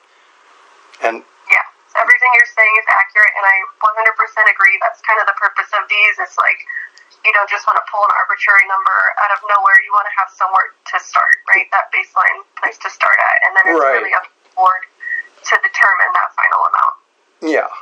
Yeah, that's very good. And I mean, as much as we waited, it kind of feels like, well, it would have been a little easier this year if we did maybe $5 last year, whatever, and it's like hindsight. But, if you did that and then maybe a little less this year, and it's kind of, but like you said, maybe, not to be doing it every year anyhow. So if you're looking at doing it every 3 years, well, the last increase, I guess, was about 3 years ago, maybe. Okay, Tom, we need to try to stay on track here a little bit with the time and the agenda. Yeah. We have one more question. Thank you. clarify. So it sounds like the capital improvement's going up about 10-12%, and then the base rate's going up maybe 20%. Is that correct? Can you repeat the question? I apologize. Repeat that, please, a little louder, maybe. I said it sounds like, just to recap, the base rate is going up maybe 20%, and the capital improvement's going up maybe around 10-12%. Yes. Okay. Does that answer your question? And then the other question that kind of almost goes along with your question there, are there levels at which we bill? In other words, like this trailer park that's going in, once they get to so much gallons per usage per month, they start to pay an increased level per gallon? I cannot answer that question, but again, the board is prepared. We've been talking It's for tiered- months. Tiered rate structure. We've been talking for months about needing to look at our payment schedule and all of the rates. So these are discussions still to be had, but those will be public budget hearings. But we're trying to get that start so that we're ready. Madam Chair? Yes, Tom. It sounds like he's basically talking about the rate structure, the tiered rate structure. Okay. That sounds like what he's talking about, and that's what we're gonna look at. That's something to consider. We're going to look at the tiered rate for commercial and for that type of thing. So that comes down to water supply, not necessarily just charging people more for water. It's just the fact that Right. we don't so much. correct. And again, we're not just pulling random numbers. We are doing our research. We're getting professionals to come in and help us. And we're using data. We're using real numbers as much as we can. Other than we can't. We don't have an accurate gauge on water output and water sales because we don't have all of the meter issues. So, anyone else have a question for Sierra? Sierra, thank you so much. Look forward to talking to you. Thank you for all your hard work. I know it was, you had to take over and jump in the middle of a mess, and we certainly know what that feels like. No, I appreciate your patience through it all. I really do. Thank you. No problem. You've been awesome. Thank you so much. Thank Thank you. you, Have a good one, Sarah. everyone. Bye. Okay. Let's get back to the agenda item. That was really interesting. I actually was nervous about this meeting and presenting the rate increase, but when I saw her report, which, by the way, she just finished it like 2 or 3 days ago, which is why the board got it late, I was like, wow, okay, so it's not horrible. It's really considering that we've not had any real rate increases of any substance other than to increase the budget of the operations. Okay, so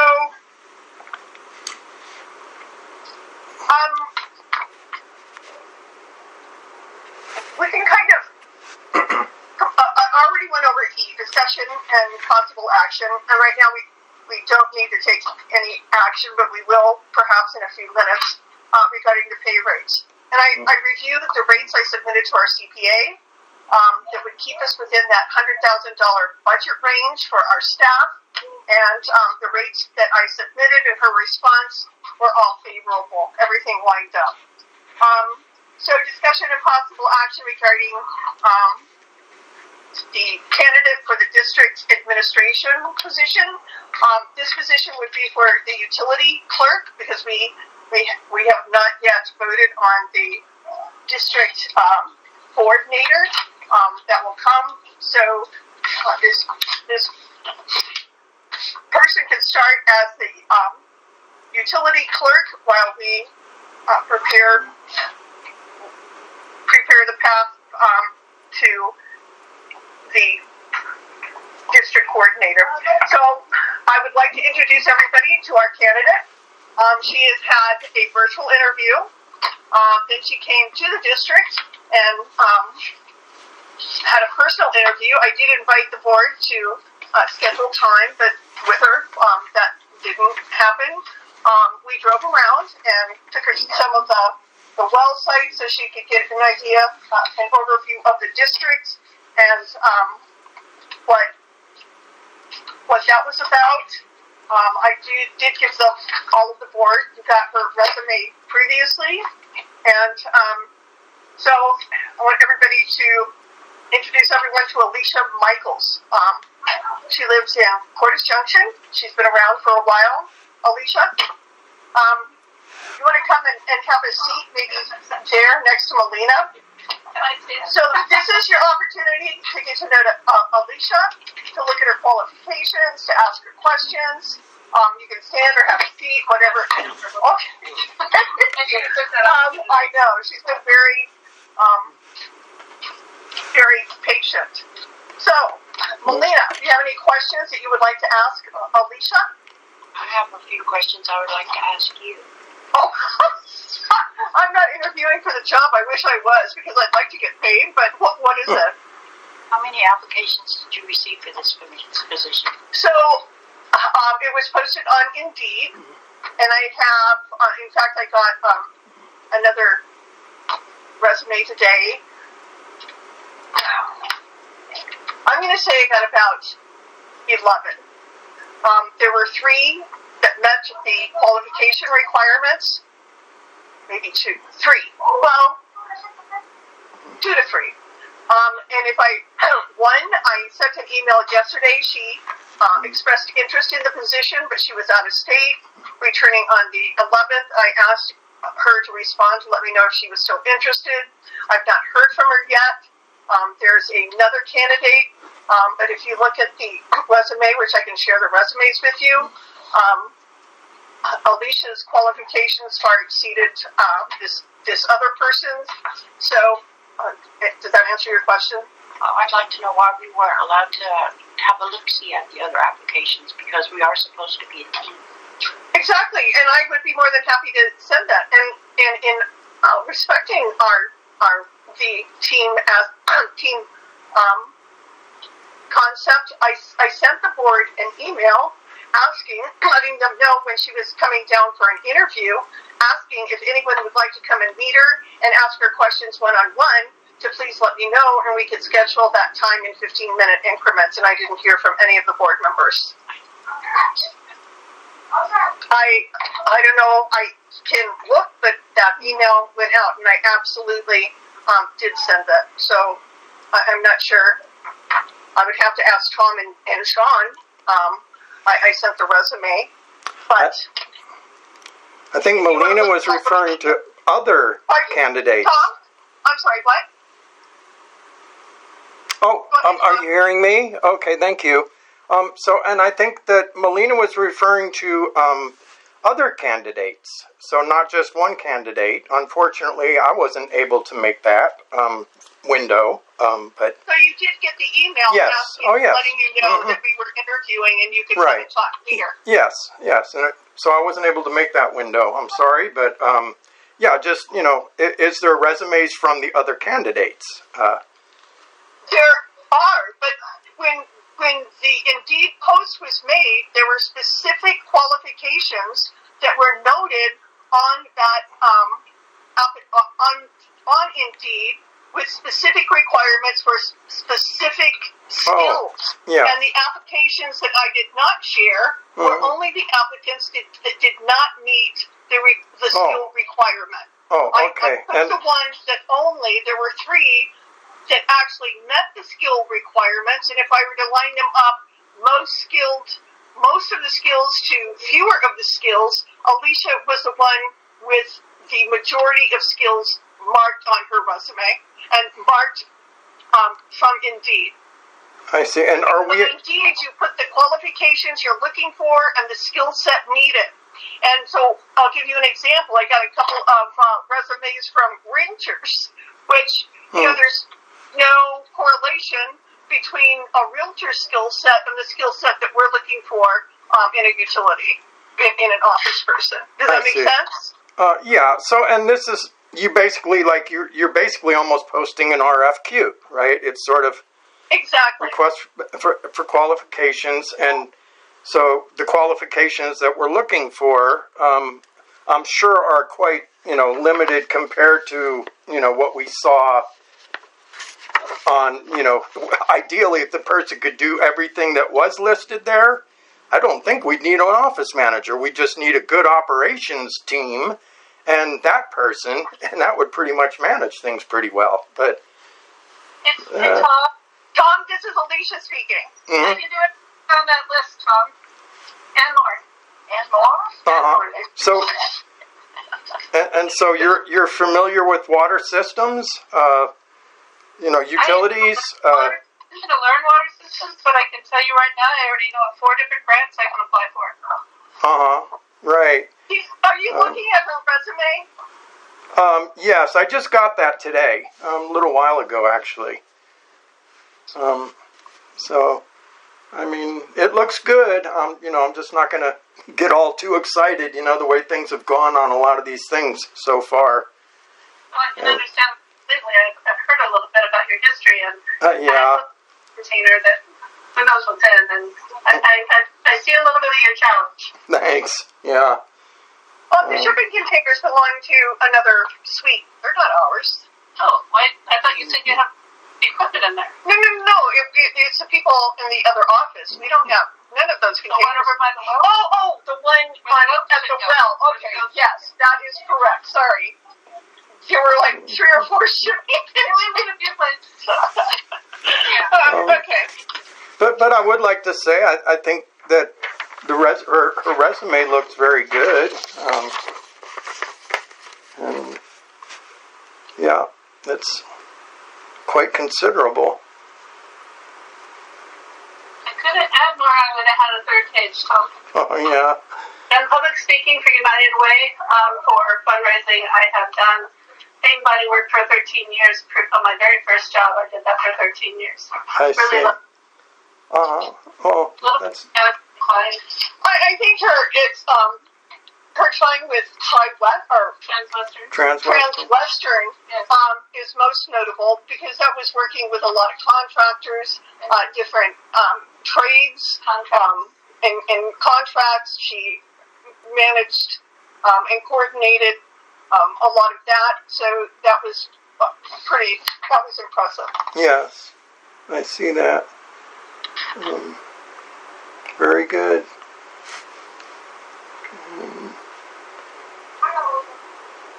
And computer skills. Would you like to address your computer skills? I think I was using computers before I started walking, Tom. Yeah, I could see your technical skills and training here on the bottom, and it's got so many things listed I'm not even familiar with, but quite a few things I am. Yeah, I'm really good at this, and I'm really asking Elaine about the PIN map you guys have. I think it's really important that you guys start figuring out where your bad meters are, the worst ones, so that you can address those first. I think that mapping tool that you already have is it should be used all the time for any kind of leaks. You should be documenting those leaks so that you know what happened and who repaired them and how much it cost. Right. Kind of an audit thing. I haven't made a database that I haven't been able to use or win over.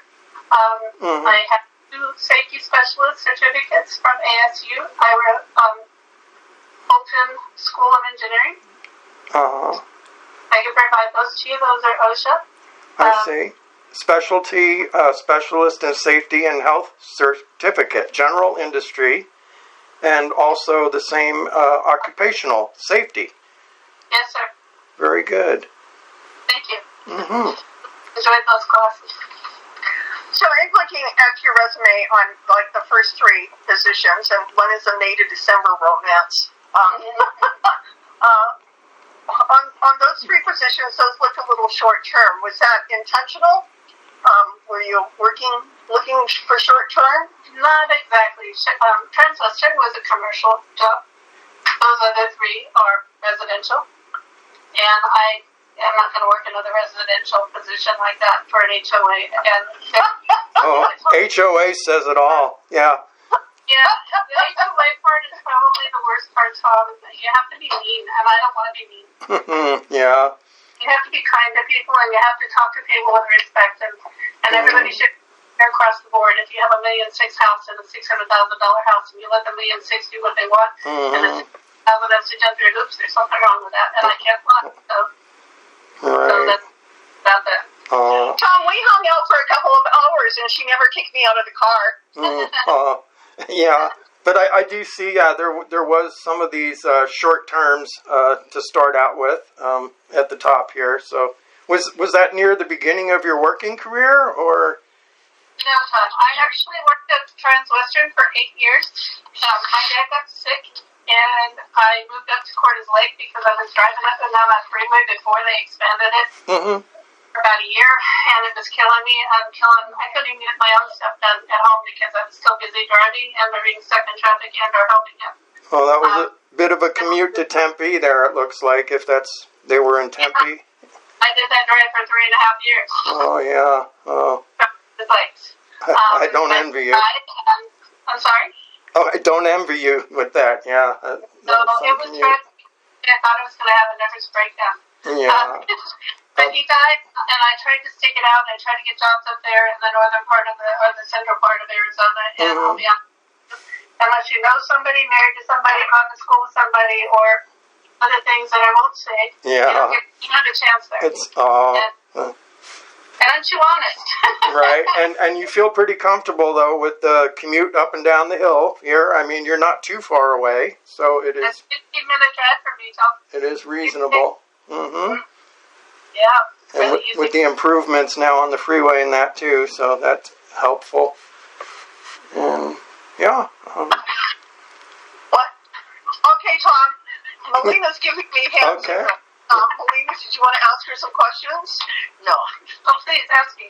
No, I don't have a question. I don't have a question. Okay. So, the other aspect of this is we need to discuss the hourly rate. And again, all of these numbers were presented to Natalie, and they're all good. When you look at the qualifications that we're looking for somebody that can come in the office and really, wait, we may not be done, but you can have a seat. She's got the red shirt on, so she's the target. I'm going to recommend that the rate of pay start at $24 an hour based on the qualifications. And if you look, that $24 an hour absolutely meets all of the, she is well qualified for that rate. Mm-hmm. And we want to find someone who, we need to pay people for their skill set and to encourage them to stay. And I think $24 an hour would be a very reasonable rate. And it could perhaps be that once we decide on the district coordinator position, that she might be the perfect candidate to move into that. And I think, I know that this was a part-time, and we were looking at temporary, but in it being temporary, would you be willing, can we contract an hourly person? I'm so sorry. Can we ask an hourly person to commit to a certain amount of time or no? A certain amount of time, but they get to decide when. So if you hired someone at 20 hours a week, they get to decide what that 20 hours looks like. Okay. Well, it would be 30 hours a week. I submitted 30 and 20 and 20, but because we only have one other office person, that one person could stay at their current hours while we look at the district coordinator. Okay? And Julie, what are your thoughts? You met her, you had an opportunity to talk to her, and you're in the office, so that would be, your thoughts are important. The little bit that I have talked with her, I think she would do us a good job as far as coordinating everything and keeping on top of stuff, so that when we do have problems like we've just been going through, she would be on hand to actually see what we're doing and not from far away. Exactly, and that's important. And if anything ever happens to Julie again, I do not want to be in a position where there's nobody to work in the office, because that is uncomfortable. One thing I noticed was I was kind of surprised that because you had a manager already, why there wasn't a map of any kind to be on your wall so you could see things and see where the repairs have been made or any information like that. And so I think your talking, if I'm understanding it correctly, you're talking to someone about doing an asset audit. Is that basically what you're going to do, or are you in front? We've done an asset audit, and she has pictures, and she still needs to present it. But there are a lot of things, and I think the first requirement is that you need to be patient, and we talked about that. We can only take, we have to identify the most important steps to take and stay on that track. I have a tendency, when I get into something new, I want to take everything on all at the same time, and that's not good. It's got to be kind of structured. Ground running. So if you give me something, I will do it. I think it's a matter of sitting down and reviewing. We talked about a lot of things, and we talked about the things that are really important up here and the things that are kind of down here.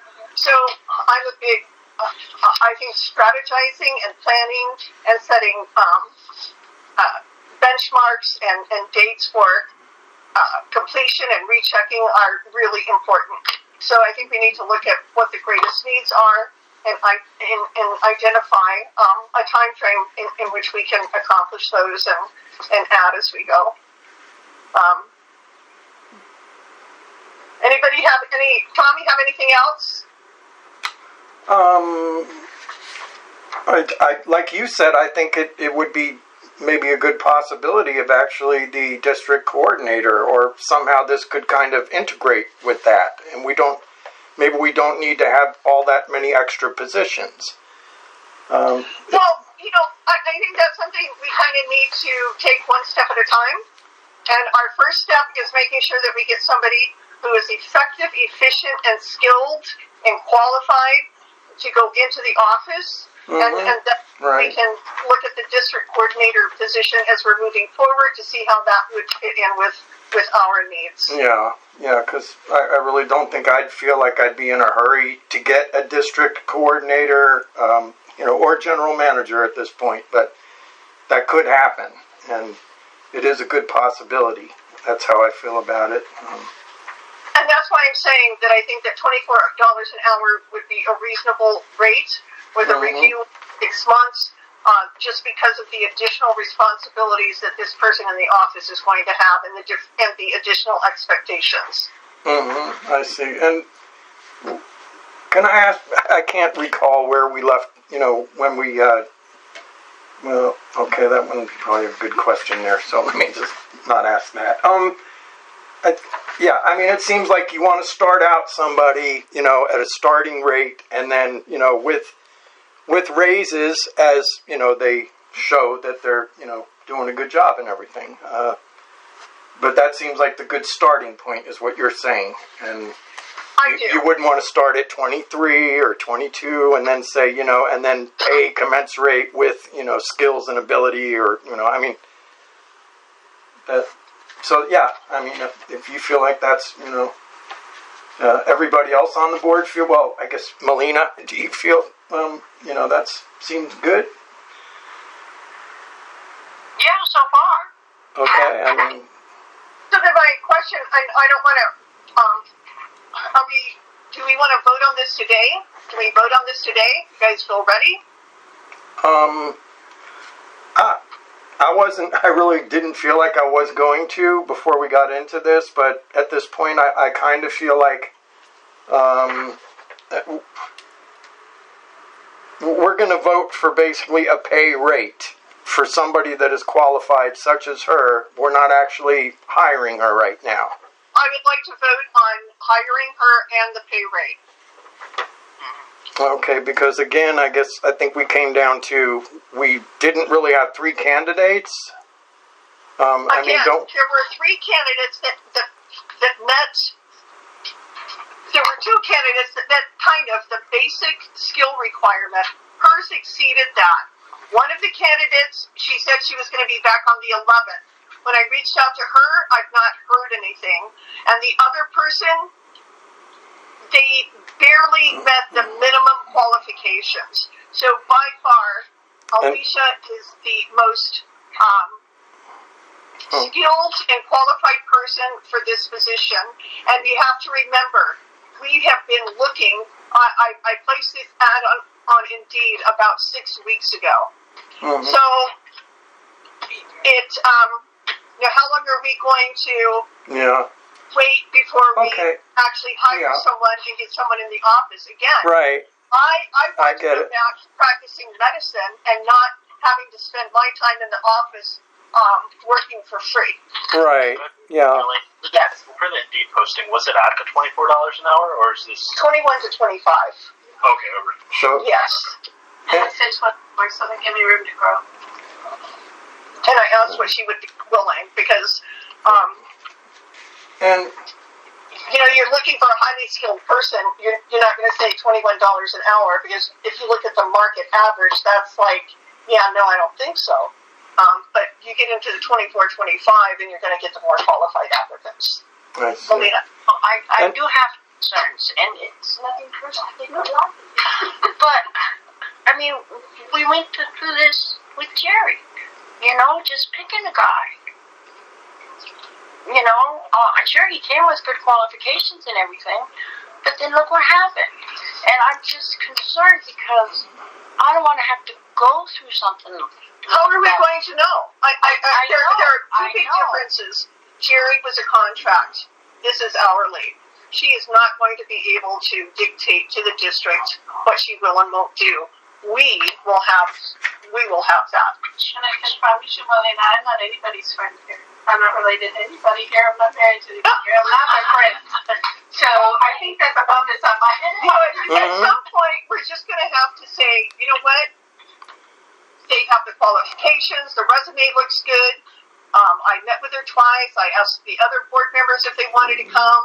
She came here in person. Julie had an opportunity to talk to her. I don't know what else do we need to do? I understand your fear. Trust me, I do. The greatest relief for me, she's not under a contract that says she can do whatever she wants, and we have no choice. And I would want set hours, and it would be fine with whatever hours you guys deem best. I noticed that Julie left at 3 the other day. I don't know what her hours are either. But if you need somebody to stay till 5, I can do my hours so that I can be here till 5. It doesn't matter. Melina, I do not want to be working in that office for free the rest of my life. I have a master's degree in nursing that I would like to go out and start practicing medicine. Please. Please. Thank you. Could I ask our council? On an hourly basis. Yes. Will you be signing an independent contractor agreement, or No, remember we talked about this? It would be a district employee because we checked with them. We had this so discussion. she'll have an employment agreement? Yes. Okay. She would be a district employee, like paid hourly. We would have workers' comp. We would have all of that. So None of are you this. going to put that in a contract? I guess is my question. That's up to you. Well, no, that's not up to you because you guys made contracts that we signed that now I'm going, what the hell were we thinking? So, Right? we discussed and voted because we had this conversation before that it needs to be hourly and not a contract because they don't meet the requirements to be a contract employee. Remember that discussion? So is she an independent contractor? No, that was both. If she's an employee. Yes, an employee. Right. Yes. So are you going to have an employment? Here. That's my question. Yes. Okay. Okay. You have not asked us to repair that, so. But we told you that's what we were going to do because we had that conversation because you were the one that were so adamant. Julie cannot be a contract employee because she doesn't meet the requirements. And I said, okay, let's make her hourly. And so then the next person coming on would be the same. I guess I'm confused now. What do you mean hourly? Like just she makes $25 an hour. That's what you're saying? Yes. Okay. Yeah, and that's fine. But still, we would typically recommend an employment agreement. Well, then we would have to do one. But right. Yes. no, Devin, we're not going to do it your way this time. Okay? We can vote to hire her. With no agreement? Yes, Devin, people do it all the time. And then we can make her employment contingent upon her signing the agreement. Okay? There you go. Yeah. I respect the law, but I got to tell you, I don't understand it half the time, and I think that it's pretty convoluted. Anyhow, are we ready to vote? It would be hiring her at $24 an hour, contingent upon her signing an hourly employment agreement. I so Are you ready to move. vote, Tom? I so move. Can we get a second to that? I second the motion. Acceptable to that? Am I acceptable to that? What she just said? I think so. Is I she? second the motion. Oh, then Dina, pay attention. He made the motion. I second it. Any? Now you have. We had a pretty good Any discussion. discussion? We had a good discussion. Okay. So all in favor say aye. Aye. Aye. Passes. We have now. It is that Alicia will be the new utility clerk at $24 an hour, contingent upon signing An agreement. an agreement. So we have the Okay, we're good. Let's go. Welcome to the team, Alicia. Yes. Welcome, Alicia. I already asked her how she felt dealing with chaos, and She just did the on-job training, right? Thank you, Jesus. Now I can start preparing my life outside of district office. Right. And it seems we covered agenda item H pretty well with meters, billing No, issues. we have a couple more to go, but we're going to have to take a 5-minute recess. Right. I have a headache. Okay. I know. We can do this. I have another 2-hour meeting after this, so I don't want to hear your. You want to hear the other one? We have can to do do it. this. We're getting there.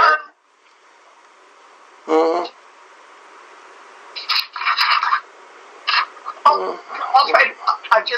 I have a headache and it's making me quite.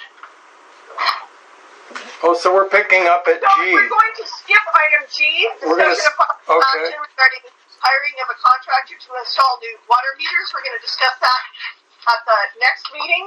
We're going to go to H. So you're tabling or deferring? Let's defer it. Okay, defer. And then H, we kind of talked about that already. We're going to defer that one. And discussion of possible action regarding possible reposting the RFP water system operations operator. That's where we're picking up. Okay. So on that, I'm going to start it with the RFP was posted. Why are we postponing some of those things you just discussed? It's 3 o'clock. We've been here for 2 hours, and we I'm can do that. sorry that the meeting ran over, but we're the public. We have a right to this. Devin, would you like to respond to that? The board can choose not to address every item on the agenda. Okay. Okay, so now we're looking at the RFP. The RFP that was posted by Jerry requested that it be a grade 3 operator. And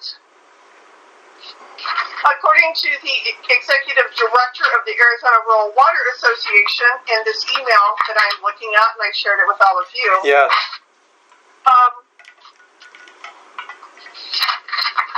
The district only requires a grade 2 operator in water distribution and a grade 1 in treatment. Right.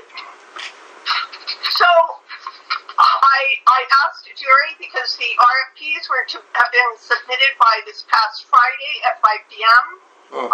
The responses to the RFP have not been provided, so we have no idea what the response was. And so the question is, do we feel it necessary to have a grade 3, or should we really look at the grade 2 and the 1? Madam Chair, can I make a comment? Yes. I was on the phone with AEQ yesterday. My responsibility as an operator is to upgrade these systems as I see them. You will be getting a letter. This is actually a D3, D2. It's a distribution 3, treatment 2. You will be getting a letter, and the system will be turned into a D3. Just so you know. Okay, and thank you for that. And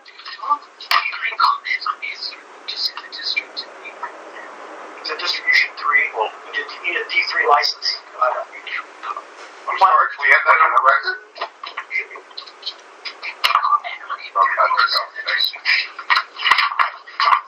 No.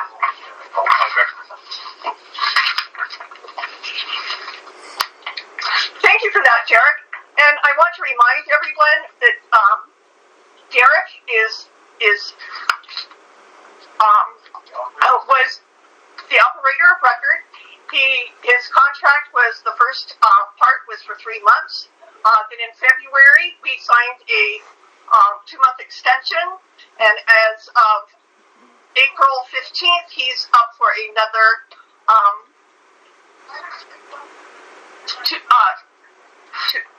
2-month extension. So the question is Derek the person that we want to remain representing the district as the operator?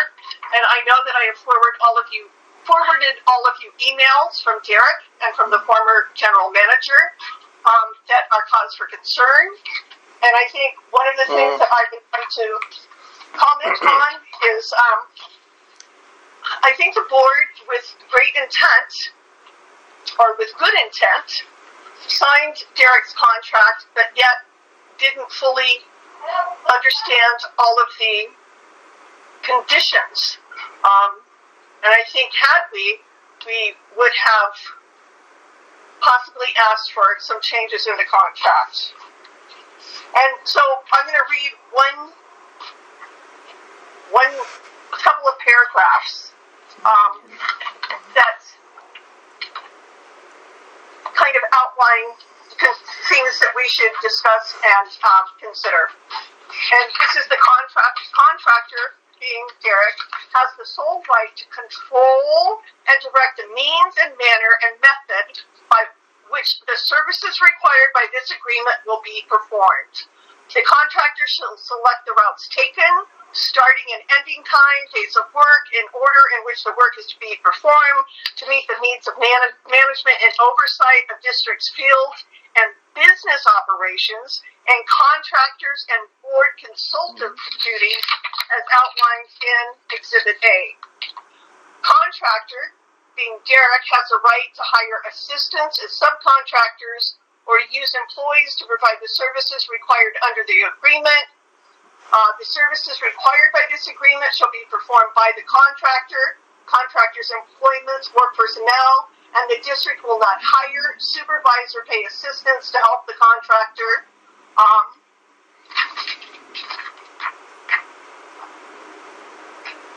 And so the concern,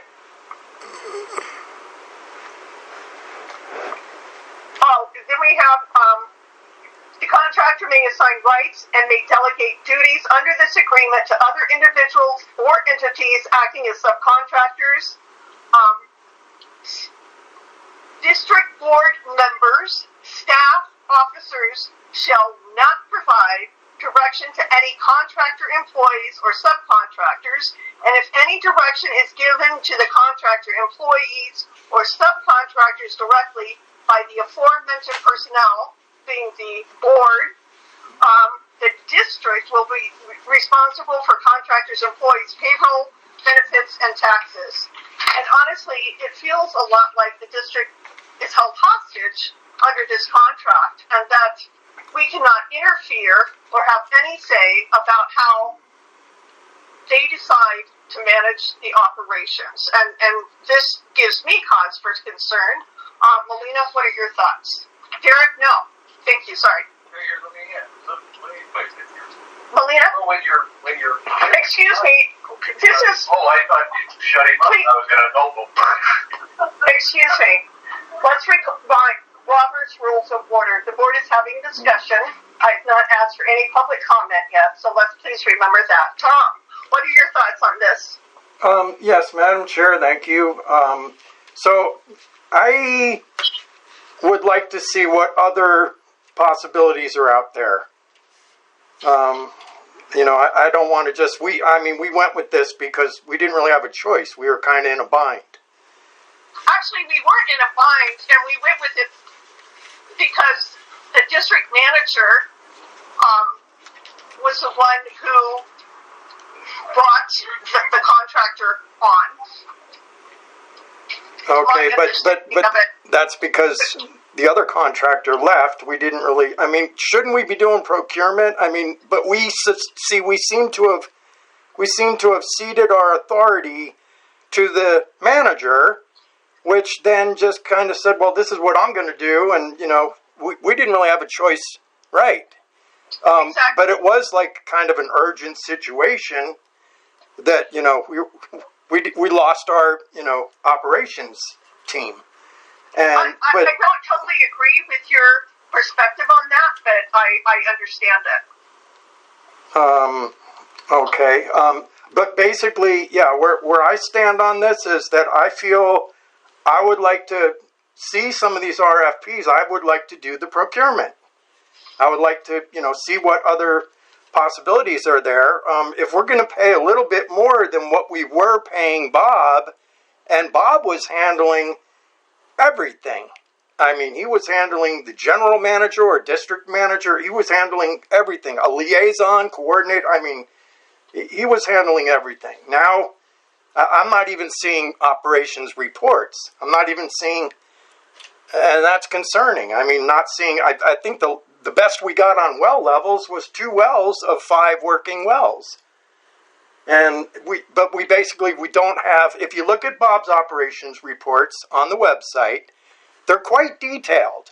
And they go into the work orders and, there's a lot that we can see what's been done on our behalf and for the owner users. And here now, it's real vague, and it's just like basically a report from Jerry. And, I was told it was like, well, now you can't see these reports anymore because, general manager. And I, not too good with that. I mean, not too good with being in the dark on all this. And so I feel like, definitely want to see other possibilities. Well, we have a meeting with Jerry in an hour, and we can ask about the results of that RFP. I did ask that he submit them the Friday at which the deadline occurred, but have not received anything. Melina, do you have any thoughts on this? Not at this time. So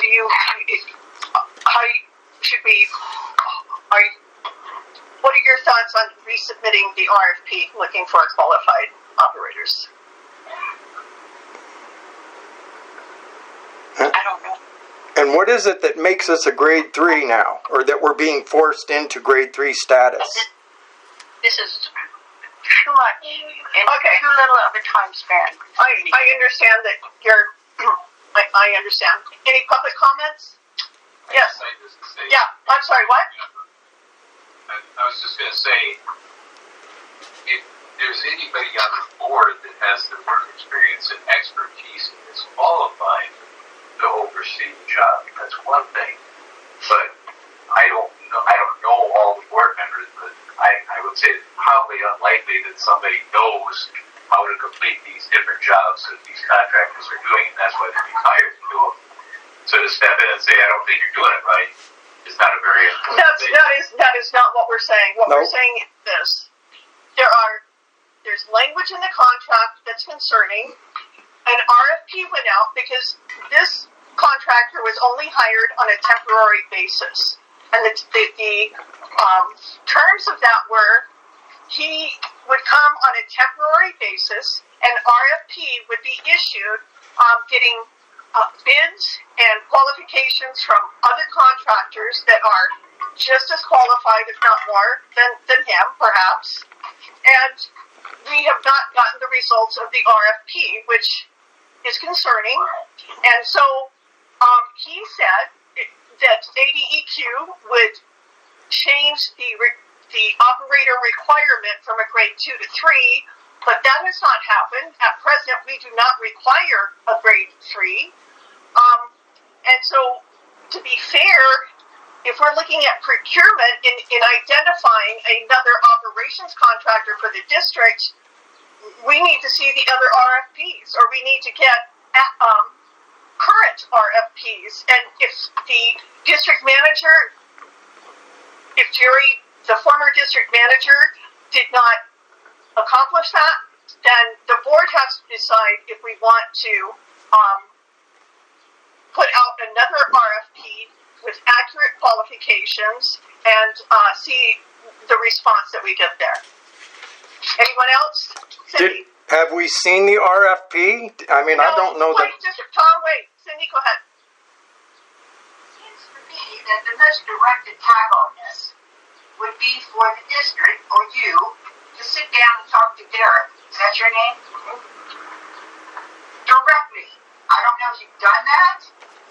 It seems like you're already looking outside to solve this problem, and I wonder if it can't be fixed. Have you? Derek, wait, nope. The problem is the district has a responsibility to follow the RFP and procurement guidelines. The district cannot say with any certainty that happened.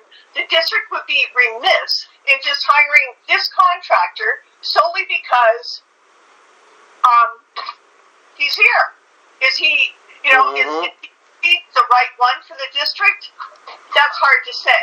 And we are not at a point where we're going to share things that are happening and things that have been said in a public meeting.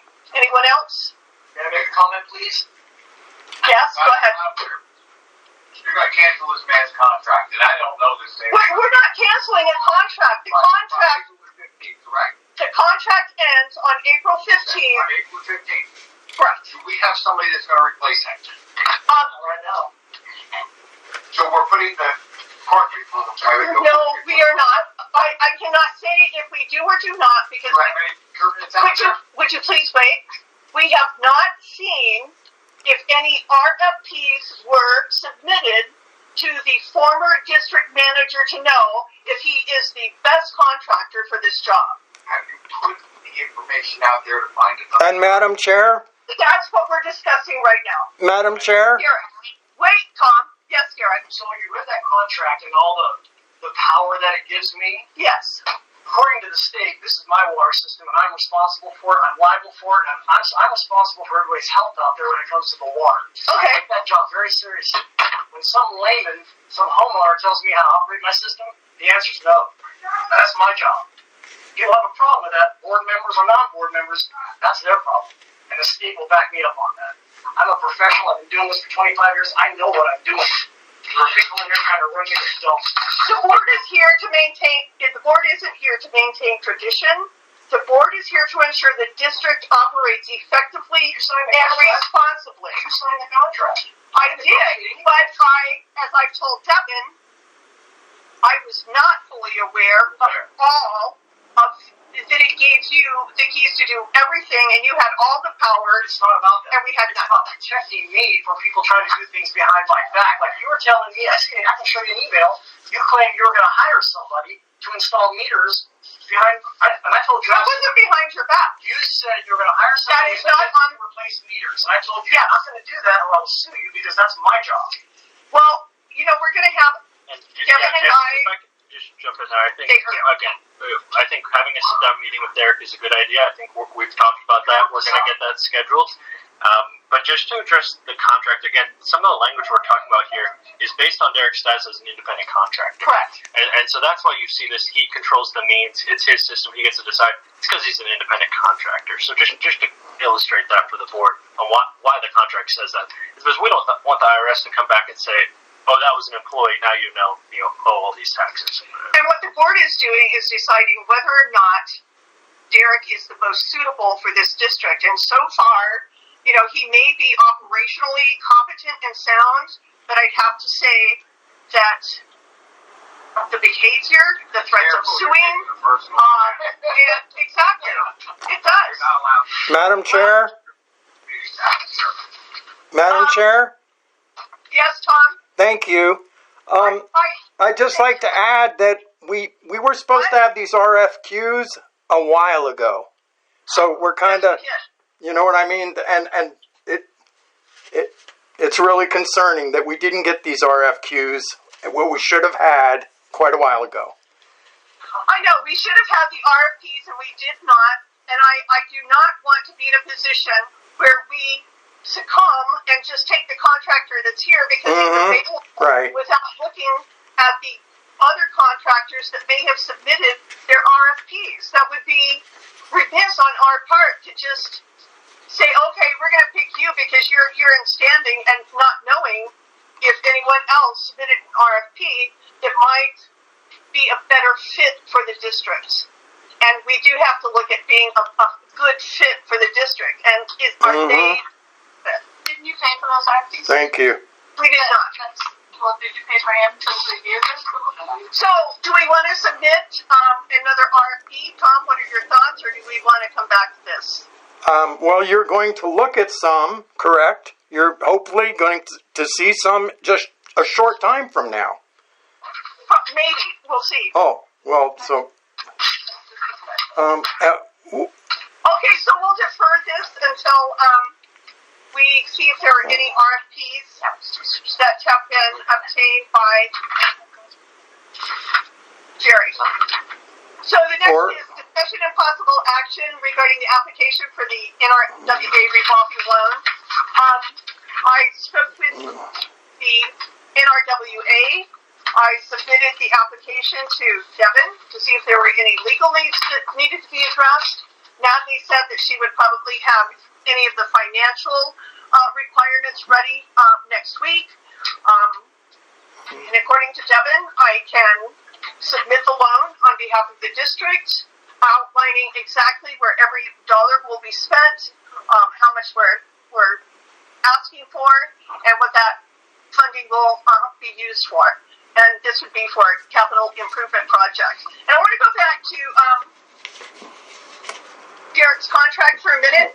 According to Derek, his contract allows him to install 5 meters per month at present. And anything above that, we need to go back and renegotiate the terms of his contract. Otherwise, if he installs 5 meters a month, that's all he's required to do. And that that causes a tremendous burden for the district. And so I'm not sure if it would require renegotiating a contract, and I think we need to give that thought. That was a surprise to me. Replacing 5 meters a month is woefully inadequate based on the current status of the meters, and we need to do a better job than that. And again, we have to ask if Derek's, there's no doubt about the qualifications, but as a responsible district, it does matter if a contractor is a good fit in the district. Madam Chair? It could be great, but it's a good fit that will work for the needs purpose of the district. And that's a question that has to be considered as well as qualifications. They're both important. Madam Chair? Yes. Thank you. And this would maybe be a question for Devin, is on this agenda item I, possible reposting the RFQ, can we vote now to reserve the right to post that if we need to, so we don't have to wait until another meeting to do so?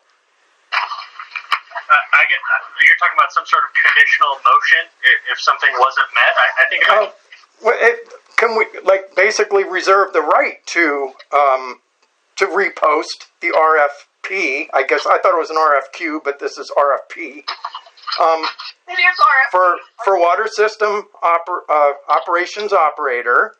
In other words, if we have nothing when she meets in a short while and there's nothing, or we don't know what we're going to see here, who controls these things? And so I think we need to be able to put this out pronto if we need to. So we have to vote on that? To go and repost the RFP, yes, we would vote on it. So if we have to repost the RFP, we would have to vote on it, which would mean... So we can't vote now. We could, but Melina seems to be undecided. Well, I'm not. Okay, so... Yeah. I will entertain a motion to repost the RFP. Anybody like to make that motion? I so move. Okay, Melina made the motion. Any further discussion? Tom, you seconded the motion. All in favor say aye. I second the motion. Okay, so and I say aye. Aye. Aye. So the board has moved to repost the RFP. Okay, it's 3:30. We've been here for 2.5 hours in my head, and everything is ready to take a bit of a break. So it is 15:35, and the meeting is adjourned. And thank you all for coming. Okay. Do I put in the OSP or I just leave myself out of that? No, I think if you want to submit for RFP, you can submit your policy. Thanks for coming. Bye. Yeah. Nice to meet you. Well, looks like it's essential for a paragraph. So, you said, Can they do that before the she's going to be looking at issuing. I'm still on the line if you want to disconnect me. Hi, Tom. Hi, Tom. Yes. Sorry, Tom. Did you want me to let you go? Oh, I mean, it was interesting. I was hearing, but I just letting you know I'm here, so I'm not spying or anything. And, Okay, yeah. No worries. Yeah, I'll let you go, sir. I appreciate your time. okay, thank you, Devin. All right, thanks, Tom. Mhm. Anybody else?